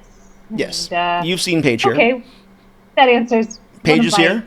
bigger questions. One of the gentlemen you worked with, I believe they called him the Droog. He's here. And he did not survive the experience you were in. Okay. Well, All of you... I mean, Go ahead, I'm sorry. it's not going to do me much good to melt down, is it? I mean, you've got. I know what I saw, and I know that they're back. So I guess I'm inclined to trust what you have to say. All of us, what? I'm sorry. Well, maybe this will go a step further. And he pulls out the little box from his desk and sets it down, pops it open, slides it over. It's a clear capsule like a pill with little tiny machinery inside of it. I mean, I did ask for drugs earlier. Well, sort of. it's not a drug. It's actually, it unlocks a memory. All of your memories have been sequenced, and they unlock when they're given the right codes. This is the key code for a specific memory. These experiences that you guys are going through are loosely related to experiences of your own, and not just yours, but the others that are here with you. And so certain things that happen to you here are not for you, they're for them. But certain things are for you. This memory is from before you came here. It's actually when you came here. And so I'm giving this to you now so that you can see that you came here of your own choosing. All right. I take the pill. Okay, you take the pill, a few seconds pass, nothing, and you're sitting there, and suddenly you feel a rush of terror and anxiety like you cannot recall. Just overwhelms you to the point that you cannot move, you cannot breathe, and you're just frozen. And distantly you hear, Brooke? Hello? Brooke? And you feel a hand on your shoulder gently. And as you come around, you're in a lobby with some plants and chairs, and there's a high counter and the woman that was behind the counter probably is now over checking on you with their hand on your shoulder. Are you okay? Yeah. The doctor's ready for you now.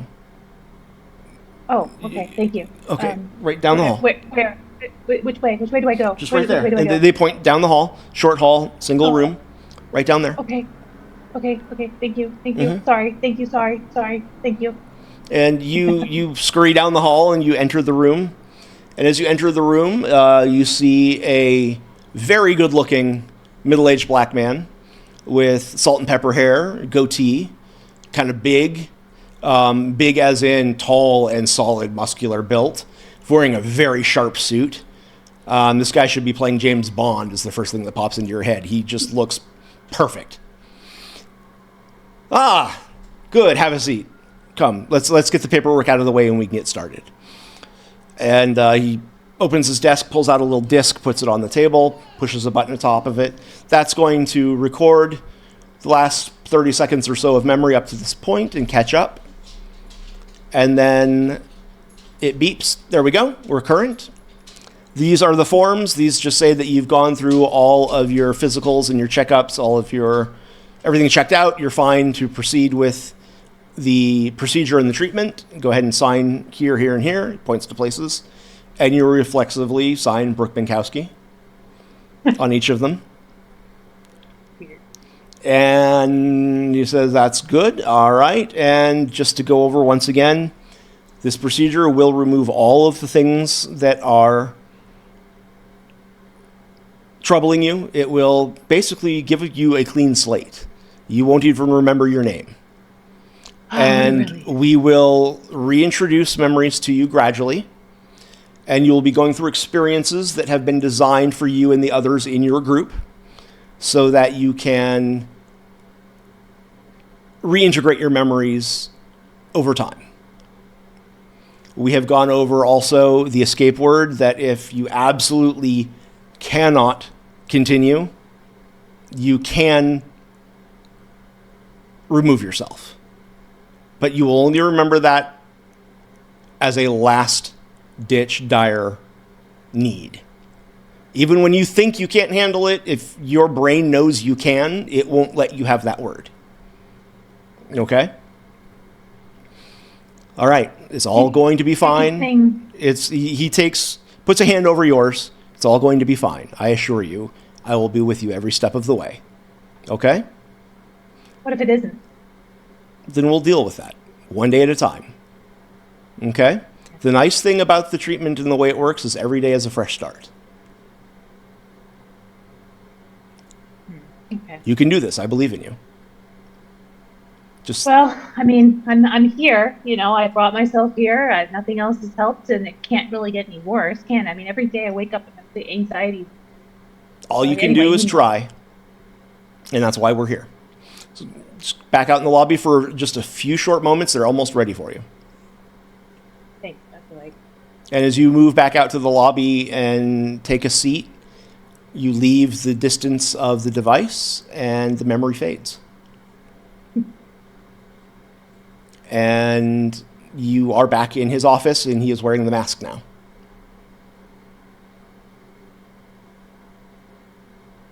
I think we're ready to begin. Yes? All right, so Yes. I'm going to go ahead, and you're free to leave and go about your day, and then we will begin. We will go ahead and begin the work tomorrow. We're seeing everyone today, making sure they're ready, and then we are starting the process tomorrow. So you're free to go. Just do as you have been, or, try to relax. And I will see you soon. I don't relax, but thank you. Okay, Corvin, you're the first one to leave your meeting, and you find yourself back out. When you leave the room, there's nobody waiting for you there. The guy that brought you there or the person that brought you there isn't there. And you're on your own. You can go get food or go hang out in the main room, or you can go back to your room. What do you want to do? Okay, I know there's this word that can get me out of here, so I just start going cerulean, valedictorian, aquamarine, table tennis, just After about 2 or constant- 3 minutes of this, Brandon, you come out of your office with your doctor to Corvin just saying random words, standing there in Jester in the main room. favorite. Terrible. Steve, what Love? are you doing? Catnip? No. I'm trying to find the word to get me out of here. Well, if that's what you want, I hope you find it. Thank you. Where are you going? What are you doing? I'm gonna go back to my room and just kind of think about things. Okay, you're not going to stay there. Okay, you're going to go back to your room and think about Yeah. things. Before you leave, as you're saying that to them and you're getting ready to leave, that's when Brooke comes out of theirs, and you see that Brandon and Corvin are out there, and Brandon is starting to walk down the hall to go back to the rooms. Cilantro. Tournament. Hey, Alright. I'm running out of words. I'm like grasping what Steve's doing, and because I think of Corbin and Steve, and I say, it might not even be in English, whatever the word is. Oh, Could be in a shit. language we don't even know. Sorry, Medicine? I know a tiny bit of French. but we're not even in Europe. I asked. We're not in Europe? Oh no. I still have like 2/3 of Watership Down to go, so I guess I'm gonna go finish that because I got a lot to think about. I guess I'll go find Max and Paige and see. You had the same conversation with the doctor. You know we're not really us. Here, us, yeah, I did. I wasn't sure if you'd had the same conversation, but yeah, apparently we're in a treatment facility that we signed ourselves into. Is that what you got? Yeah, apparently my name's Corvin. Dumb Apparently name. my name is Brooke. you don't look like a Brooke. I'm Vivian. I mean, I've always been Vivian. I thought I'd always been Vivian. Well, I'll always be Vivian from now on. What's your real name, Lucas? Brandon? Real name? Brandon. I don't get it. Randy Corbin. I know. I feel like you're so much more of a Greg. I might, yeah. Now Thank that you. you I didn't mentioned have it, to. I do look like a Greg. I'm trying to stay out of this and not interrupt it, but I so wanted to make a comment about looking like a Greg. But thank you. I appreciate that. You look like a Greg to me, actually. Now that you mention it.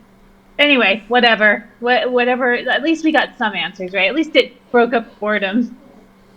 It Yeah. did. Are we gonna go through more of this? More crazy nightmare scenarios? Are you guys up for that? That's what it sounded like to me. And I guess, I mean, if I came in here, if that memory was real, then I came in here to get away from some really horrible anxiety, and I would rather do anything than feel that again. So, yeah, I guess I'm going to stick around for a bit. Not that I have any choice, I guess. I can't think of the safe word either. Brandon, do you feel like this is worth it? I feel like we'll find out. I don't trust myself. Nothing is worth this. I don't care what the fuck I was dealing with. It's not. Nothing is worth this. I mean, obviously you're not ready to leave yet because you haven't figured out what the safe word is. The escape word. Salami. Sorry. Mushroom. Did you say Cat. cilantro? I did, cilantro? Cilantro? Maybe I say it in a different tone of voice. Cilantro.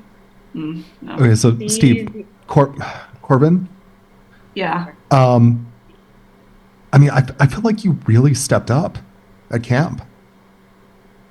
Like, that was not something you normally would have done, right? I I mean, can't. leading the group, figuring out all that out. I couldn't have done that. But I wasn't helping people. I wasn't as strong as you were. You saved people. I There's was no just way out to I save could have figured myself. that out. I mean, You what? I'm saved just gonna go people around too. punching everything? I don't know. Whatever. Steve, you helped people as well. Don't forget. I was ready to leave you when you collapsed in the rain at the first storm. I was ready to fuck both you guys and just leave and lock the door. I'm But you didn't, did you? You came back. Doesn't matter what you were ready to do. It's what you did that matters. Thanks. I don't So, know. Brandon, are you going to head off to your room then? Yeah. Okay. And Brooke, where are you going or doing? My room to read. Your room. Steve, Corbin, are you going to your room or are you going to hang out here and keep saying words? I'm I'm gonna try to find Max and Paige and see where they're at. Okay, so you go to the door with the death card on it and you knock and there's no answer. Yeah. And the hanged man. No answer. Okay. I'll just go back to my room and wait. So as you all go back to your rooms, we will go ahead and end the first facility episode here. And I hope that was a fun mindfuck for everybody. And just to be clear to you, I want to say this in the show, and I want the audience at home to know, I'm using your names, but I don't intend to at all actually touch on real issues that you're dealing with. I don't know your personal issues, and it's not my business. I'm making them up based on the characters that you're playing. So I will be, between this facility episode and the next one, I will be giving you guys some questionnaires so I know what things to steer away from and what things you're fine with so that I don't make your actual issues game issues, because I'm not here to play counselor. That's not, I'm just a storyteller, and it's fun to fuck around with stuff like this, but I don't want to actually fuck around with anybody's mental health. So But you don't want to work through my childhood trauma with me? Are you saying you don't want to prescribe me medication? Is that what you're saying? No But medication. I did want the name to be a little bit of a twist to it, that it does give you a twinge to make it a little real. You know what I mean? To just, as a game master, yeah, that's something I like. I want to play with a little bit, but there's going to be separation, and I want that clear to the audience as well as to you guys. That there's going to be total separation. Creepy. No, it was. It was really like, it's me. Yes. Awesome. So, all right, we'll go ahead and end things here. Hope you guys found that to be a strange twist to affairs, and we will begin our next experience, as the doctors are calling them. Our next story, Icarus Descending, will start next episode. And it will be probably about 5 episodes. We've decided, after the first story, we decided to have a little roundtable and talk about what works, what doesn't work, what things we want to try adjusting. And we've made some changes going forward. And one of the things is we want to give things a little more breathing room per story so that side characters have more time to develop, the personal connections have more time to cement. I think that we had some real good emotional moments still in the finale, and there were some moments when people actually had some real tears, and that was cool. But I want there to be more connections and more growth in the characters, in the stories. And we're going to lengthen them to accommodate that. So Icarus Descending is the title of the next story. All I will tell you right now is that it is sci-fi horror, and it will begin next episode, and we will see you back here on Tales from the Crips. Like, subscribe, and tell everybody, thanks for watching. See you next time.